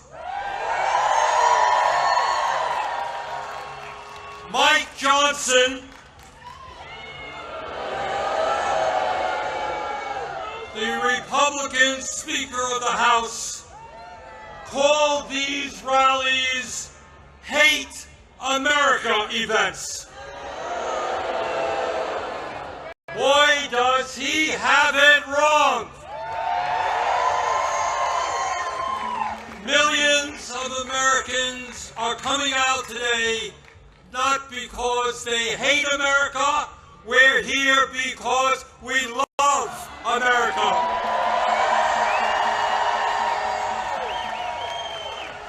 We're here because we're going to do everything we can to honor the sacrifices of millions of men and women who, over the last 250 years, fought and sometimes died to defend our democracy and our freedoms. In 1776, with extraordinary courage, the founders of our country announced to the world that they would no longer be ruled by the King of England,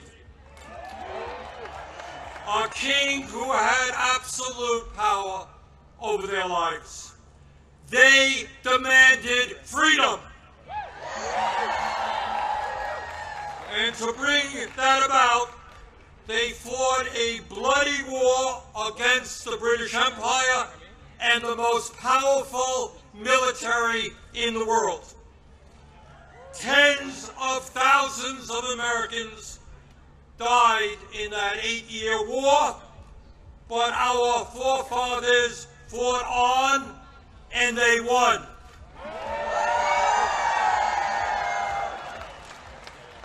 And in 1789, after winning that war, they did something extraordinary. They established the first democratic form of government in modern history. They said loudly and boldly to the entire world, no more kings.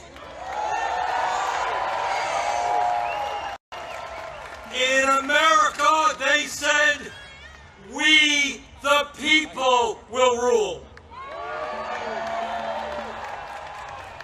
And today,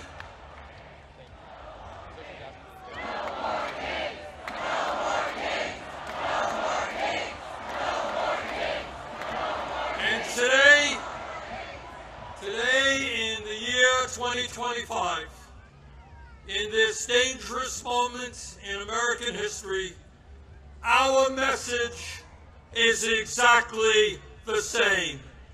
No, President Trump, we don't want you or any other king to rule us.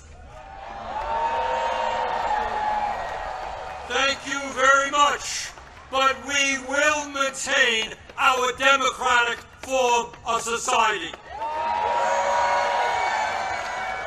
We will not move toward authoritarianism in America. We, the people, will rule.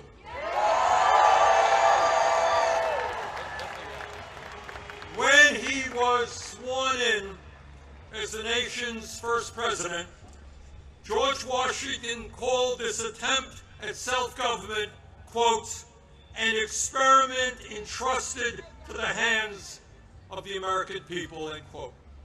My fellow Americans, in an unprecedented way, that experiment is now in danger. It is in danger when we have a president who wants more and more power in his own hands and in the hands of his fellow oligarchs.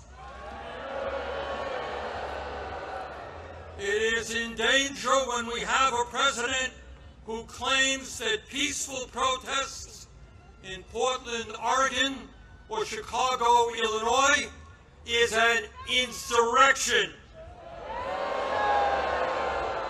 and calls in the U.S. military, and then threatens to arrest the mayors and governors who resist him. It is in danger when we have masked agents working for ICE, breaking down doors, throwing people into vans without due process, and taking them to God knows where. It is in danger when we have a president who sues and intimidates the media, who wants no criticism of him and his policies, and who undermines the First Amendment of our Constitution, the very foundation of American democracy. Our country is in danger when we have a president who threatens to arrest or imprison political opponents who stand against him, including the Attorney General of New York State, a sitting U.S. Senator, and the Governor of California. It is in danger when we have a president who undermines freedom of thought and dissent at our colleges and universities, and who attacks law firms that oppose him in court. It is in danger when we have a president who threatens to impeach judges who rule against him. It is in danger when we have a president who ignores Congress, refuses to spend money that Congress appropriates, and takes away money from states who voted against him. It is in danger when we have a president who demands that states redraw congressional maps to ensure that his chosen candidates win future elections. It is in danger when we have a president who illegally fires tens of thousands of federal employees right here in Washington, D.C., and throughout our country, and rips up union contracts that workers have fought for and won. It is in danger when we have a president who grossly violates the Constitution by accepting gifts from foreign leaders, including a $400 million plane from the royal family of Qatar, and then allows that family to build an Air Force facility in Idaho. Let us be clear. This moment is not just about one man's greed, one man's corruption, or one man's contempt for the Constitution. This is about a handful of the wealthiest people on earth who in their insatiable greed have hijacked our economy and our political system in order to enrich themselves at the expense of working families throughout this country. Yes, yeah, I am talking about Elon Musk, Jeff Bezos, Mark Zuckerberg, and the other multi-billionaires who were sitting right behind Trump when he was inaugurated. Remember that? The very same billionaires who funded his campaign, who have bestowed gifts upon him, and who have seen huge increases in their wealth and power since Trump took office. Yeah, yes, I am talking about the insanity of one person, Mr. Musk, owning more wealth than the bottom 52% of American households. I'm talking about the incredible injustice of the top 1% in America now owning more wealth than the bottom 93%. I'm talking about the richest people in America becoming much, much richer, while 60% of our people live paycheck to paycheck, struggling every day to pay their rent and mortgages, pay for child care and education, pay for their health care and prescription drugs, afford decent quality food for their kids, and maybe, just maybe, put aside a few bucks for their retirements. I am talking about our nation, the richest country in the history of the world, having the highest rate of childhood and senior poverty of almost any major country on earth. I am talking about our great nation, having 85 million Americans uninsured or underinsured, and 800,000 people who are homeless, including people a few blocks from here. All the while Mr. Musk is on his way to becoming a trillionaire. I am talking about the incredible danger of the richest people in this country pouring hundreds of billions of dollars into artificial intelligence and robotics, which in the next decade will decimate tens of millions of jobs for the American working class.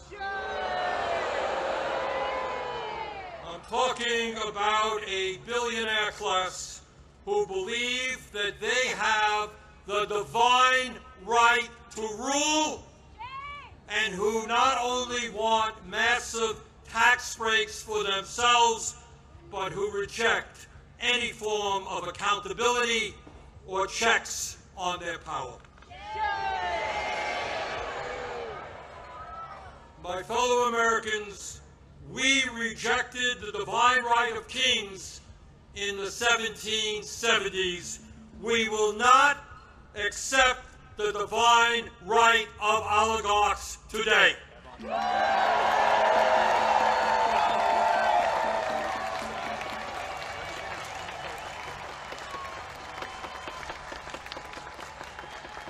And now let's take a brief look at where we are today. Where we are today on the 18th day of a government shutdown, which is depriving millions of federal employees of the paychecks they desperately need and deserve.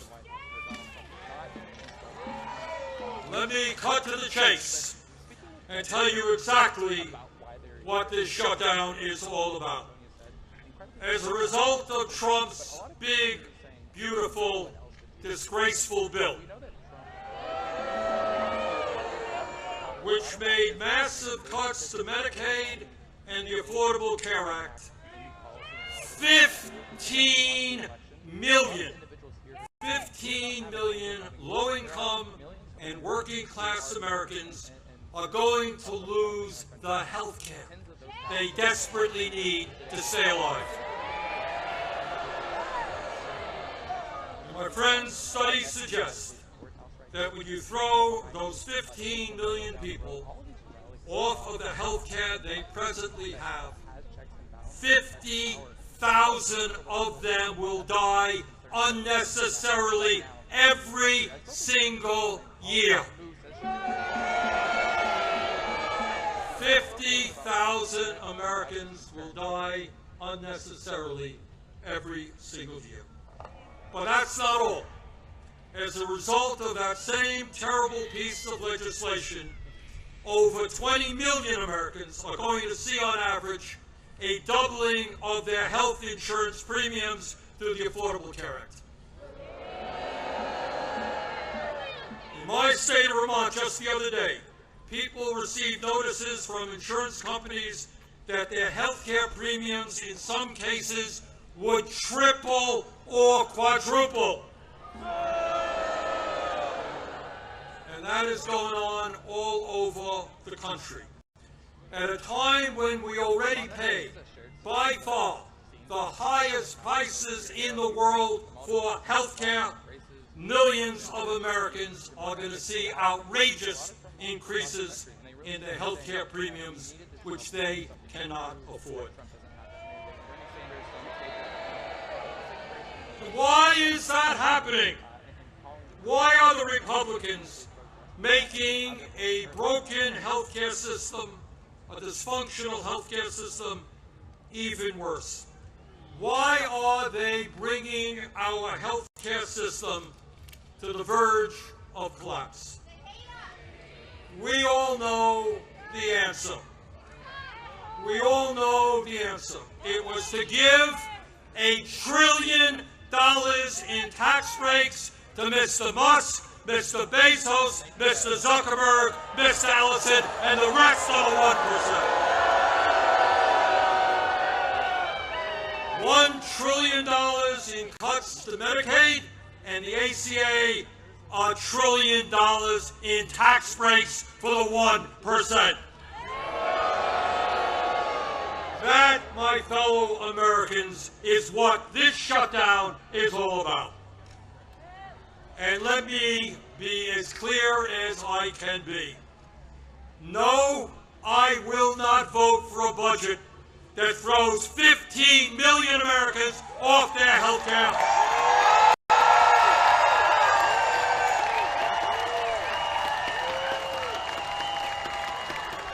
No, I will not vote for a budget that doubles premiums for 20 million Americans.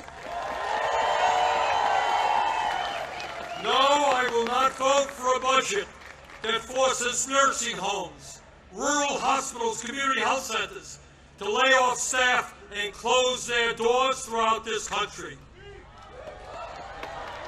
All to give huge tax breaks to the billionaire class.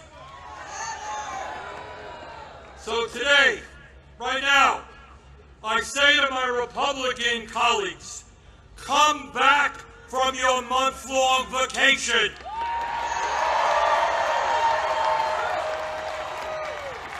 Start negotiating and do not allow the American healthcare system to be destroyed. End this shutdown.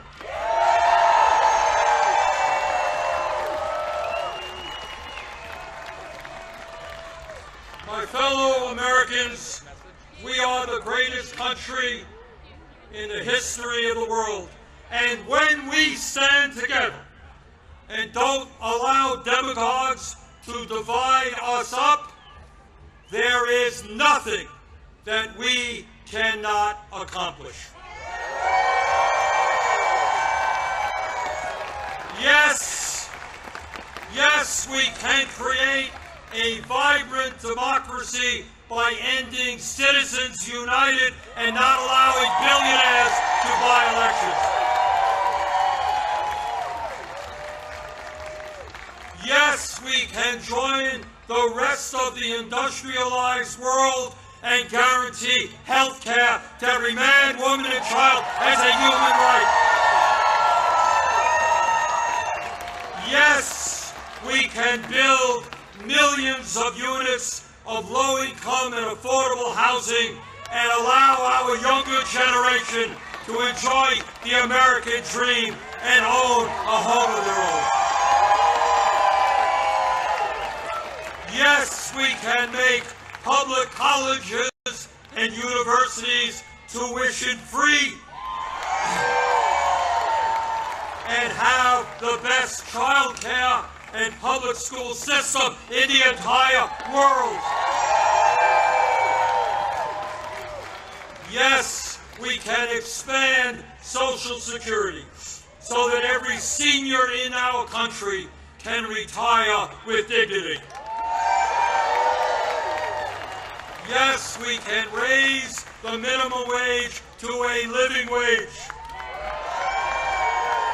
and guarantee every worker the right to join a union. Yes, we can lead the world in transforming our energy system away from fossil fuels and create millions of good jobs as we save the planet. Yes, we can guarantee that every woman in this country has the right to control her own body.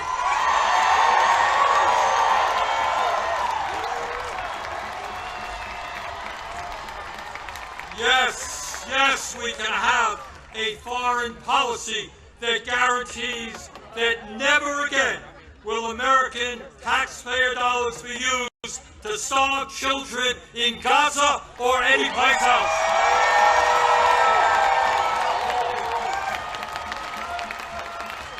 And now let me raise a question that I've been asked over and over again. You know, Bernie, great ideas, but how are you going to pay for them? Great question. Thanks for asking. And here is the answer.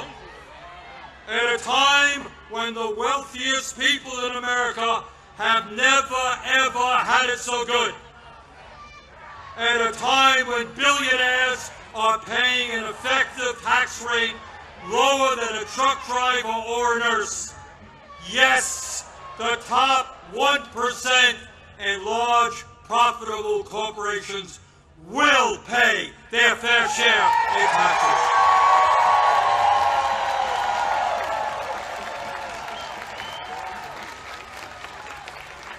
My fellow Americans, the establishment, including the corporate media and many of my colleagues in Congress, want you to believe that you are powerless. They want you to believe that you cannot change the status quo. But that is a lie. Throughout the history of our country, when Americans have stood up and fought for justice, they have prevailed.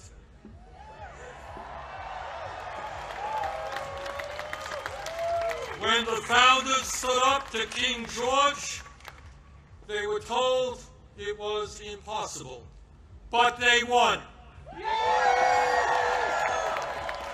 When abolitionists fought to end slavery, they were told it was impossible, but they won. When workers organized to form unions and stood up to their bosses, they were told it was impossible, but they won. When women demanded the right to vote, they were told it was impossible, but they won. When black Americans fought to end segregation, they were told it was impossible, but they won. when the LGBT community stood up for their rights, they were told it was impossible, but they won.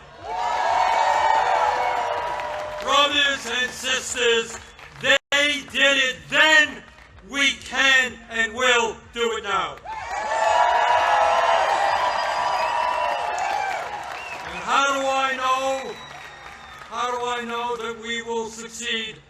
Take a look at this huge crowd right here in our nation's capital.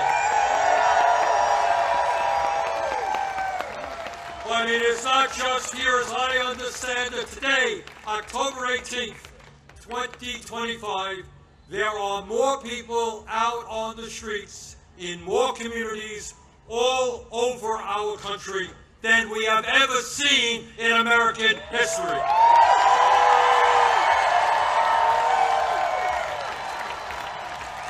Brothers and sisters, this is not the end, this is just the beginning.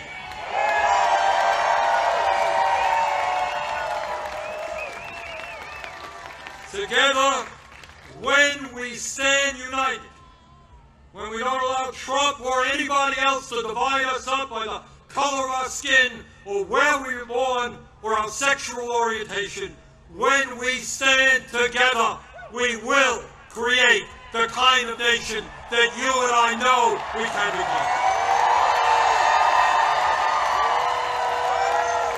We can and will create a nation devoted to freedom, justice, and democracy. Thank you all very much.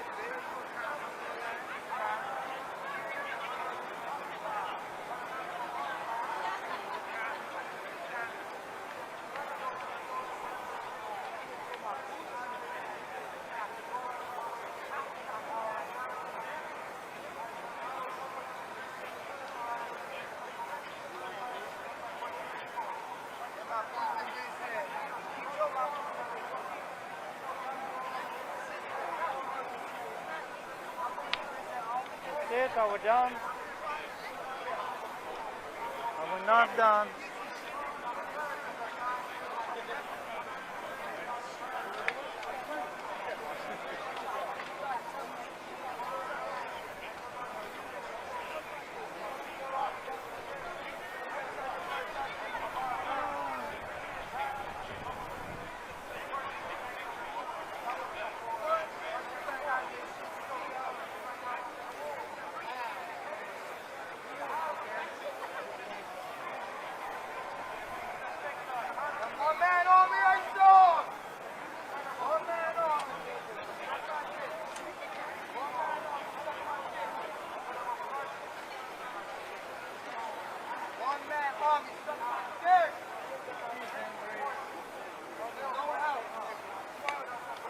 How many? A couple of dozen? Huh? A couple of dozen? Yeah. You want me to circle around and look? Nah, I don't want to do that.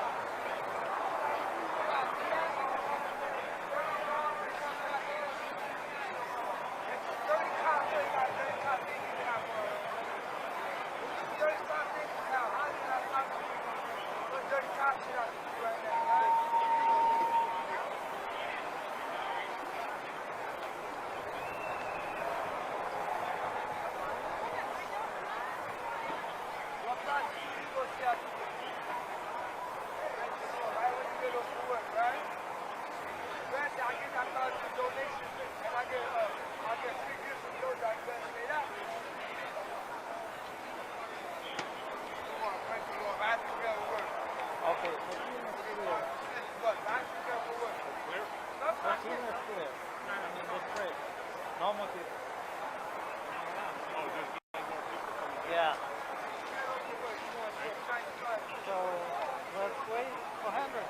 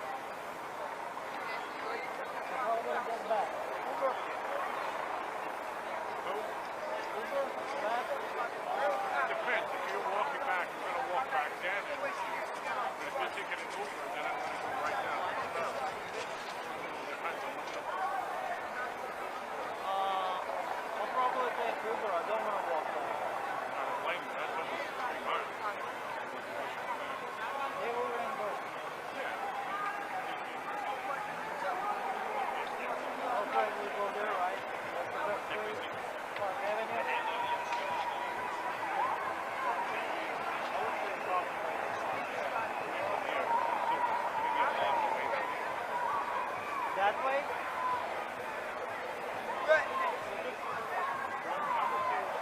Broadway?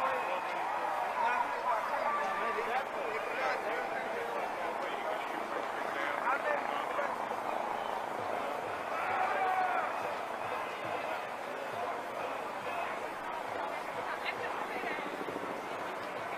I guess it's better to go like that sooner. Huh? That's the one around just continue on Park Avenue. Yeah, what you want to go to? Yeah. But as soon as we're clear, I will break down and probably go from that corner. Where the building is.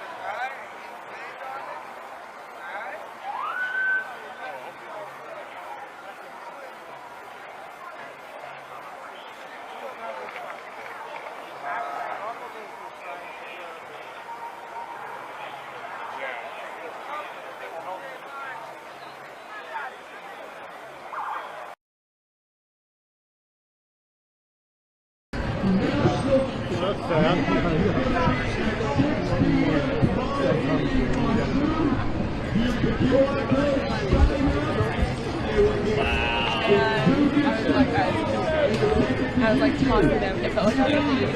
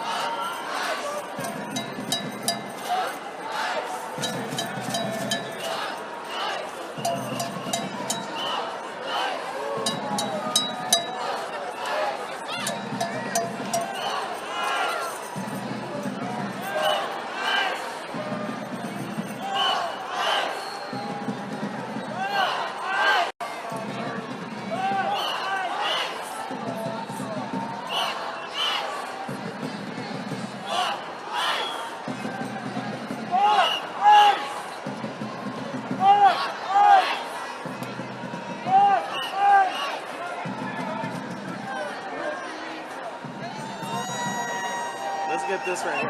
Enjoy. Pardon me, guys. Thank you. Oh, say, can you see by the dawn's early light what so proudly we hailed at the twilight's last gleaming?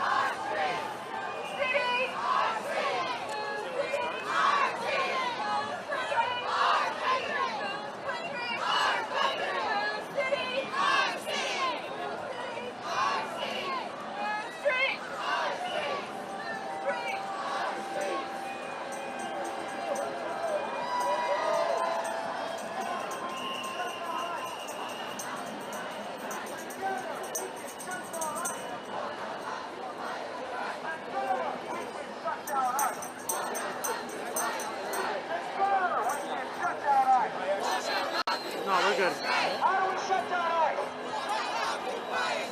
How do we shut down ICE? Walk out, occupy, and strike! Together we can shut down ICE! Walk out, occupy, and strike! Together we can shut down ICE! Walk out, occupy, and strike! Woo!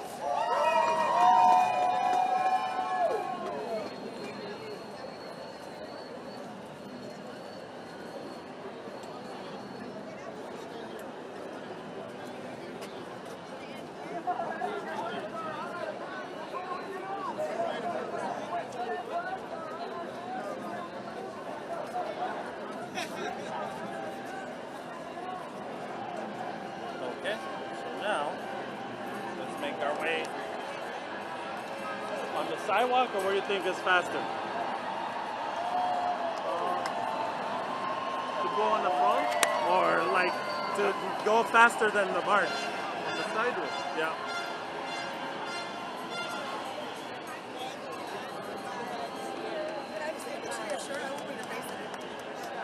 Because they're coming from this side too. Merging and stuff. I love it. Amazing. Yeah, when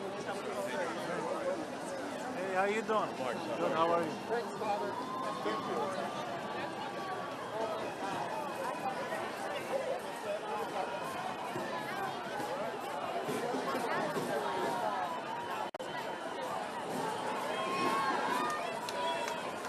The salt trucks.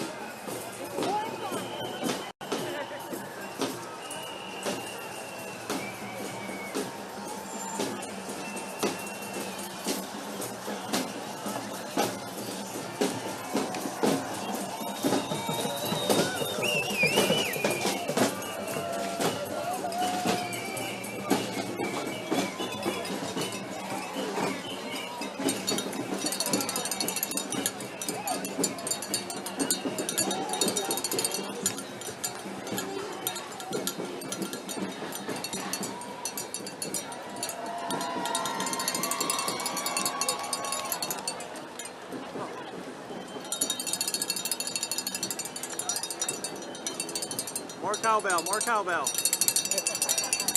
I want to get a close-up of the bell. Can you look that way?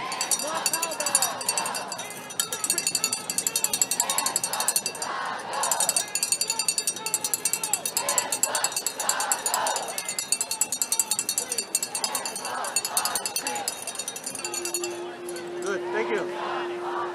Keep going.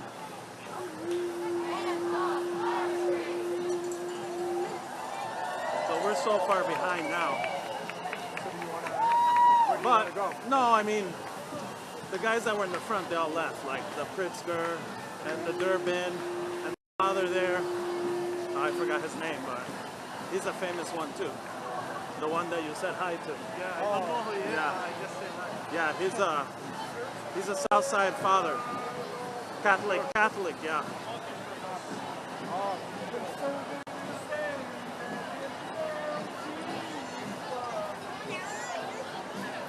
So I guess just to stand the sidewalk and just keep, yeah. I'm gonna actually hold it like this while we walk. Yeah.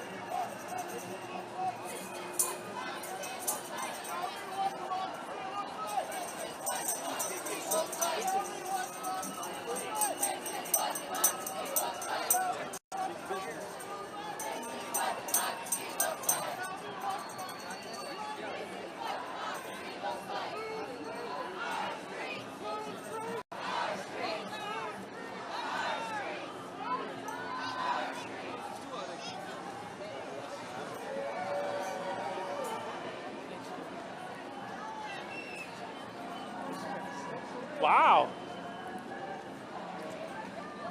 Mira eso, wow. Whoa. You saw that?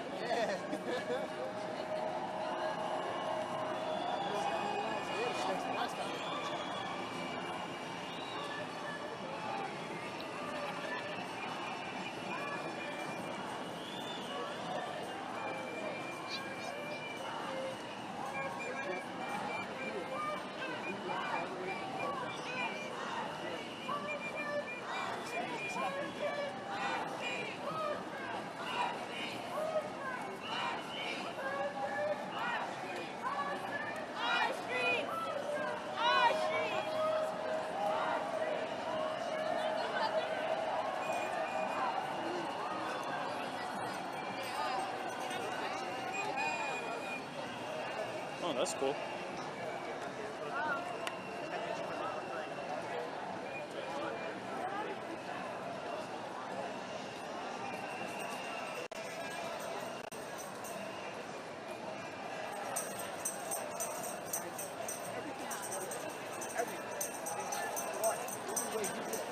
Awesome, thank you.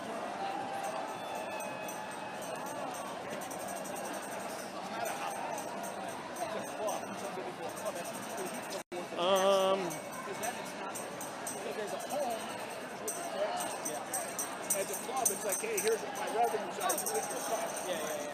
See the difference? Yeah. So that's...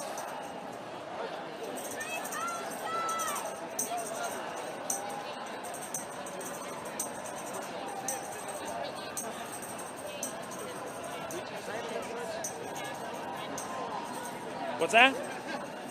Oh, this is a nice shot of the train right there.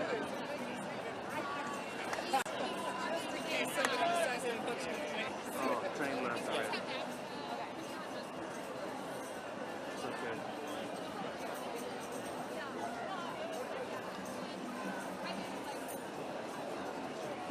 They're walking fast now. Yeah, it's not like...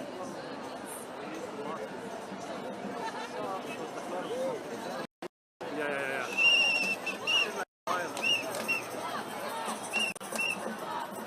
This is like when there is a flood and the river going. Yeah.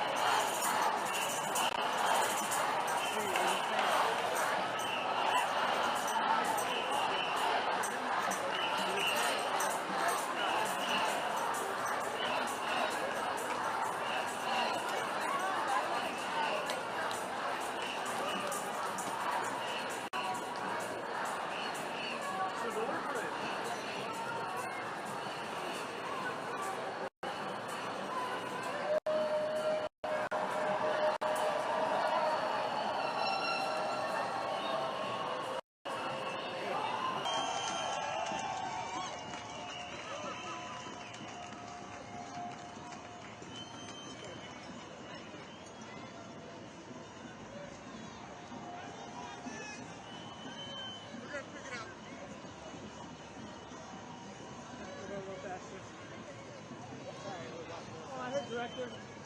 What he says goes, man.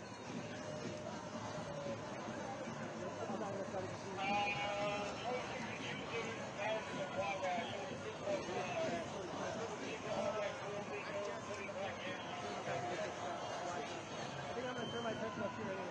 Yeah. This seems like something. It seems like some people have been outside the Trump Tower already, if I had to guess. Oh man, my legs.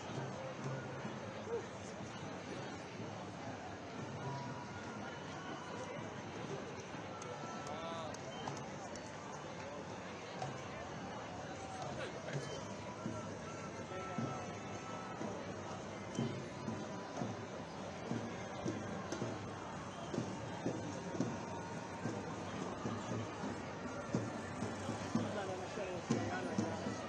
I think we're going to have to get out of here. Yeah, we're not supposed to be in there.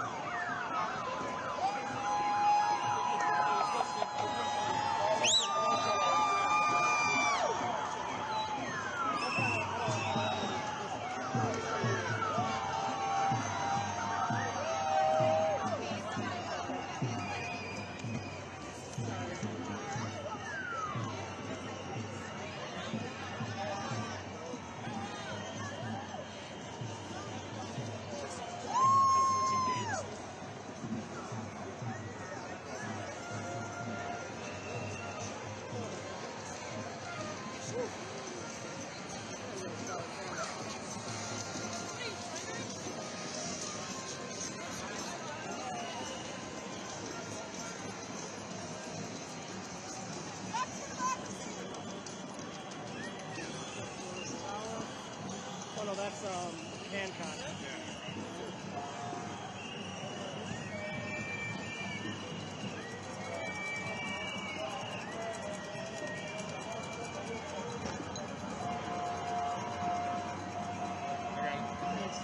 Quick battery check. I'm pretty sure it's been a couple hours. Yeah. 40%. Wow. That's a lot. This thing's impressing me. Alright, here we go.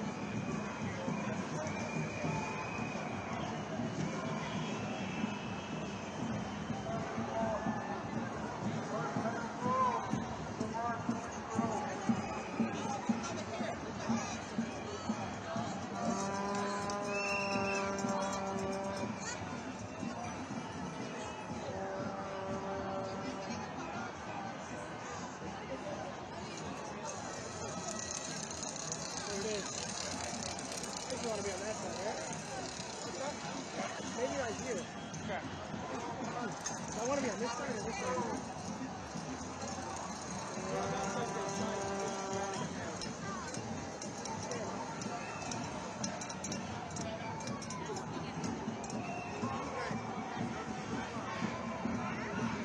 So yeah, you're right. This is gonna be back ahead. So you go the crowd.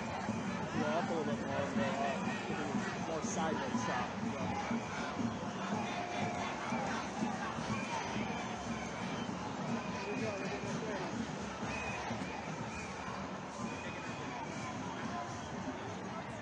Some people are already doing it.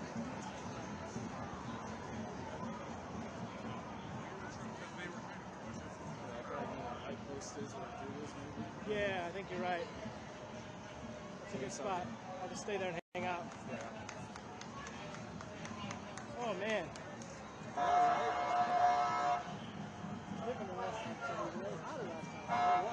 I'm glad that this is.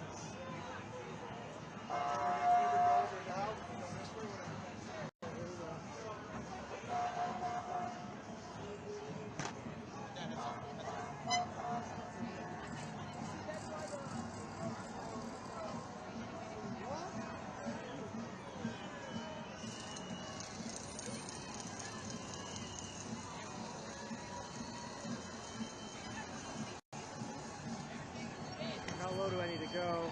Yep, like that. Maybe lower. It's as low as I can do it. Alright, yep, they're coming in our lane. Okay, cool.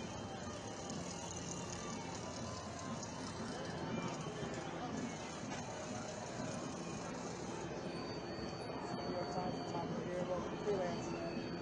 Stop. What's up, man?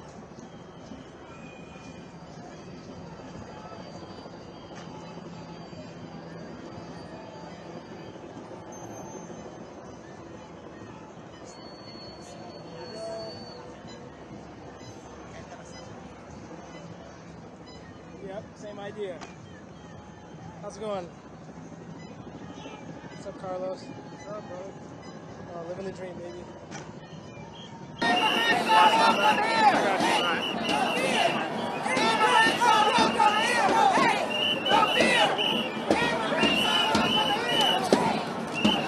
We're going to pause here for a little bit. Okay. Well, let's get further down then. Okay.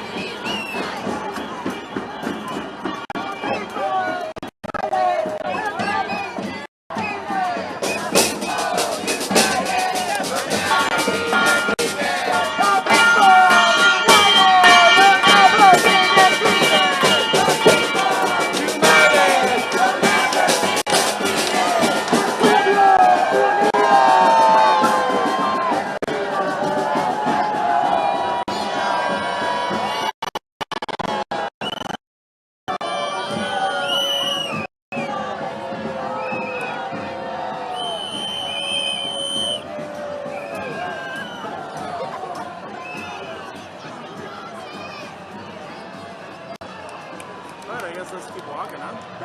Maybe get on the sides. Let's get on this side.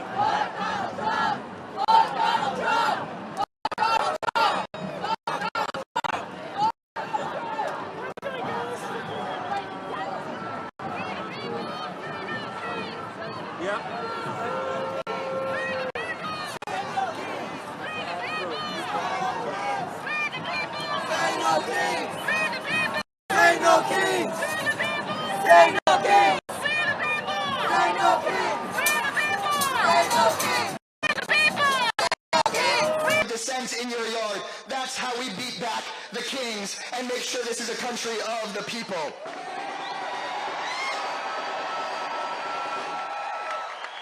In America, we have no kings, but we also have no white knights in shining armor either. No hero is coming to save us. We are going to save ourselves. That's how we do things in a democracy.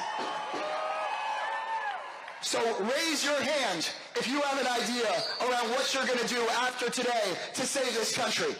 Look around at those hands. Work with those people. Organize the next rally. Run for office. Let's push back. Austin, you give me great hope. I'm going to close with this. We are going to have better days in this country after this. There's going to be a world after this where things get better. We're going to send Donald Trump and Greg Abbott and these guys to the dustbin of electoral history where they belong. But that's not the end of it. When we take things back, we are going to win a country where you are paid enough to afford to live here and thrive here in Austin, Texas. Where we tax billionaires so you can afford your child care and your health care.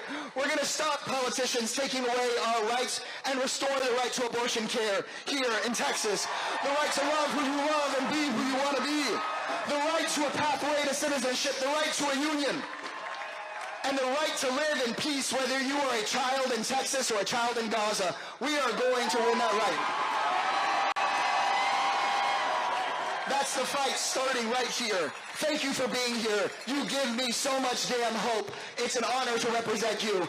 And next, I'm going to call up a real leader in this union movement, in this struggle, in the grassroots work we've got to do. Let's hear it for my friend Derek from the Communication Workers of America.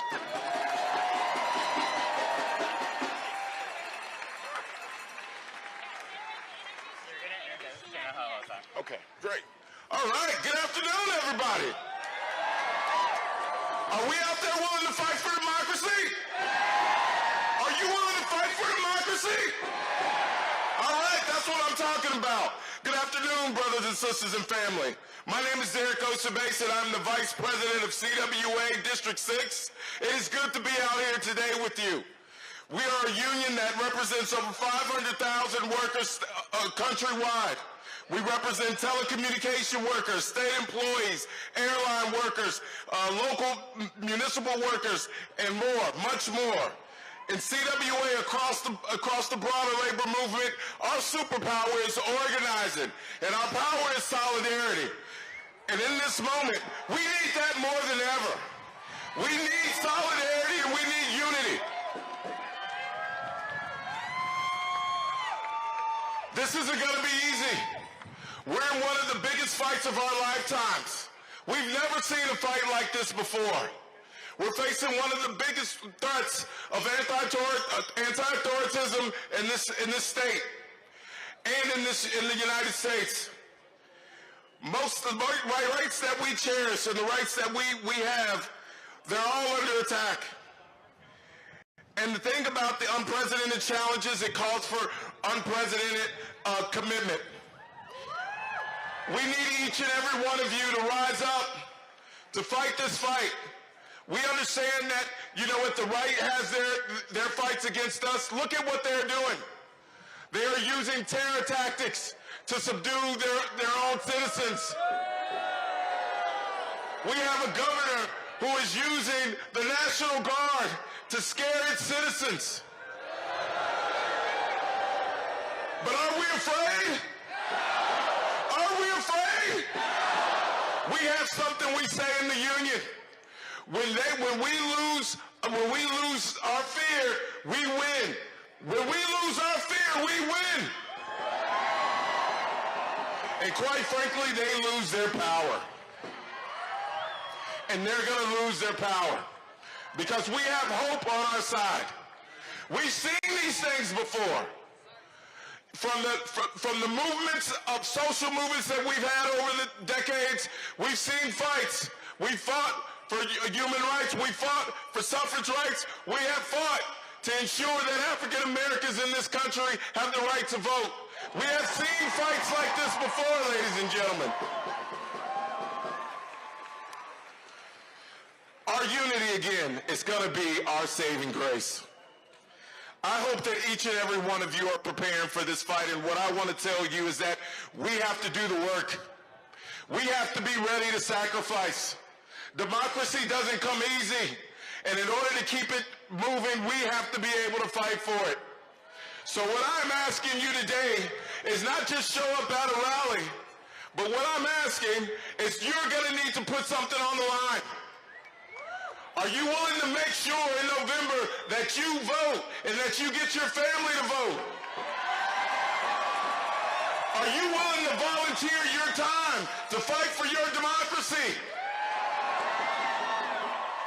And real quick, our fight against democracy means we're going to have to use not only different tactics, we're going to have to use, one, our money and our labor.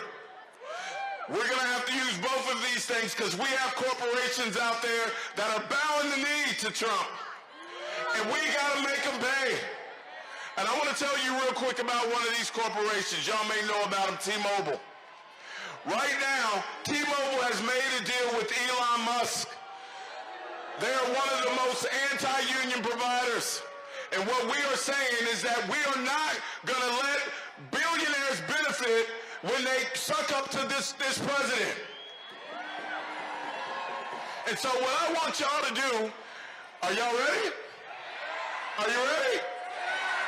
Just like when they tried to kick Jimmy Kimmel off the air and people canceled their Disney subscription, I want you to cancel your damn T-Mobile subscription. Let it be known that if you support this president and if you bow down to authoritarian forces, we're going to make you pay with our pocketbooks and our labor. I want you, if you can't, start a union. If you need help, call CWA. If you need help on anything, we're going to be there with you. This labor movement is in it with you.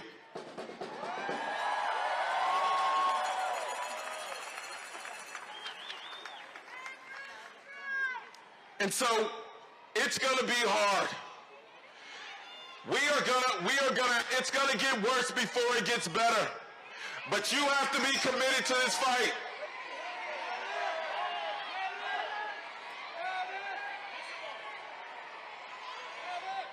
We hear your call for the medic over there, where we have people headed over there right now. Okay. Thank you. Sorry. We got it? So again, we're not going to be fearful. We're going to be powerful. We're actually going to take back this country through our works, not through terror. Moving forward, we're not going to be afraid. We're going to be united.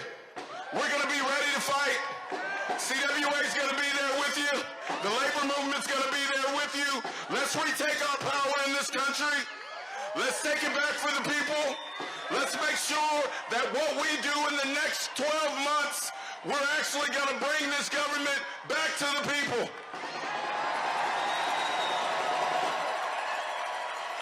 And the billionaires, we're going to have to make sure the billionaires pay. We are going to need a country that works for us all. And that means we need less billionaires. We need more workers. We need more unions. We need to make sure this country lives up to the promise of taking care of its citizens. And so are you with me? Are you with me? I'm with you. God bless y'all. Let's have a great march. I want to introduce Gina Hinojosa, our state representative here in Austin. We are gonna take back Texas. They say we can't. We're gonna take it back. And we're gonna do it with people like Gina Hinojosa. who understands that fighting for Texans and making sure Texan families can make it in this state is really what it's about. And so, Gina, sister, we are looking forward to you running against this governor, and you're going to kick his ass.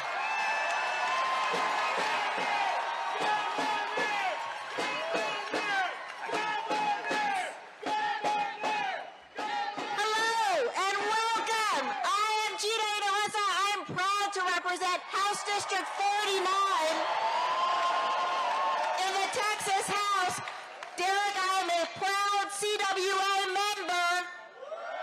Thank you for leading the struggle, and thank you all for being here. They tried to intimidate you. They tried to scare you, but we will have no kings and we will have no fear.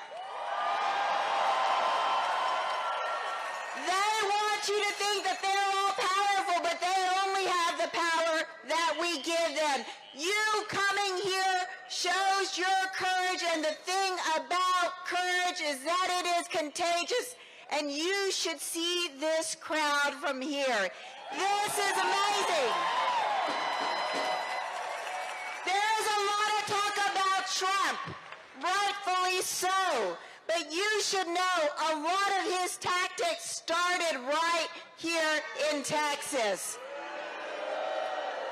Project 2025 was written by a Texan who went to Washington to work for the Heritage Foundation and export the worst of what they do and stand for to the federal level. We have been resisting in Texas for longer than anyone. We are scrappy, we are strong, we are determined, and we will win. And let me tell you about Texas. So the reason they do this, the reason they try to intimidate you, the reason our mini fascist, mini dictator, mini king, whose name I shall not say, tries to intimidate you. He tries to be a mini Trump. The reason why he punches down on those with the least power is he tries to distract with one hand from the corruption while he takes your money and gives it to his billionaire friends with the other. Don't take my word for it. Public Citizen, an independent watchdog group, just revealed a report that demonstrated Mini Trump is taking your taxpayer dollars and has given almost $1 billion of your taxpayer dollars in no-bid contracts to his donors. They try to distract you from the fact that despite Texans working harder, longer hours than anywhere else in the country, that is a fact. Look it up. We have more people making under $15 an hour. We have twice the uninsured rate. They try to distract you from the record. That is the record. But we will fight back. We can do the hard things, and we've never been afraid of the fight. So thank you for being here. Thank you for your courage. We will have no kings in Texas. Thank you.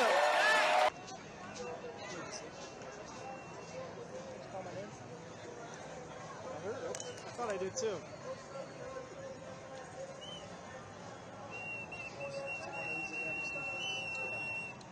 Oh, I'm good. Thank you.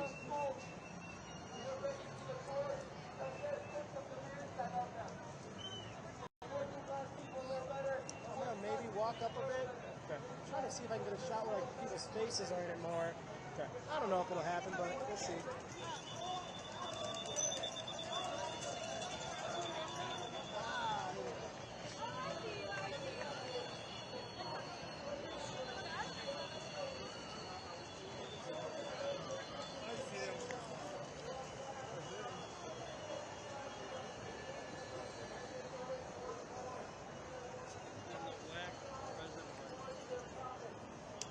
Oh yeah, we can do it. There we go. Like something like this.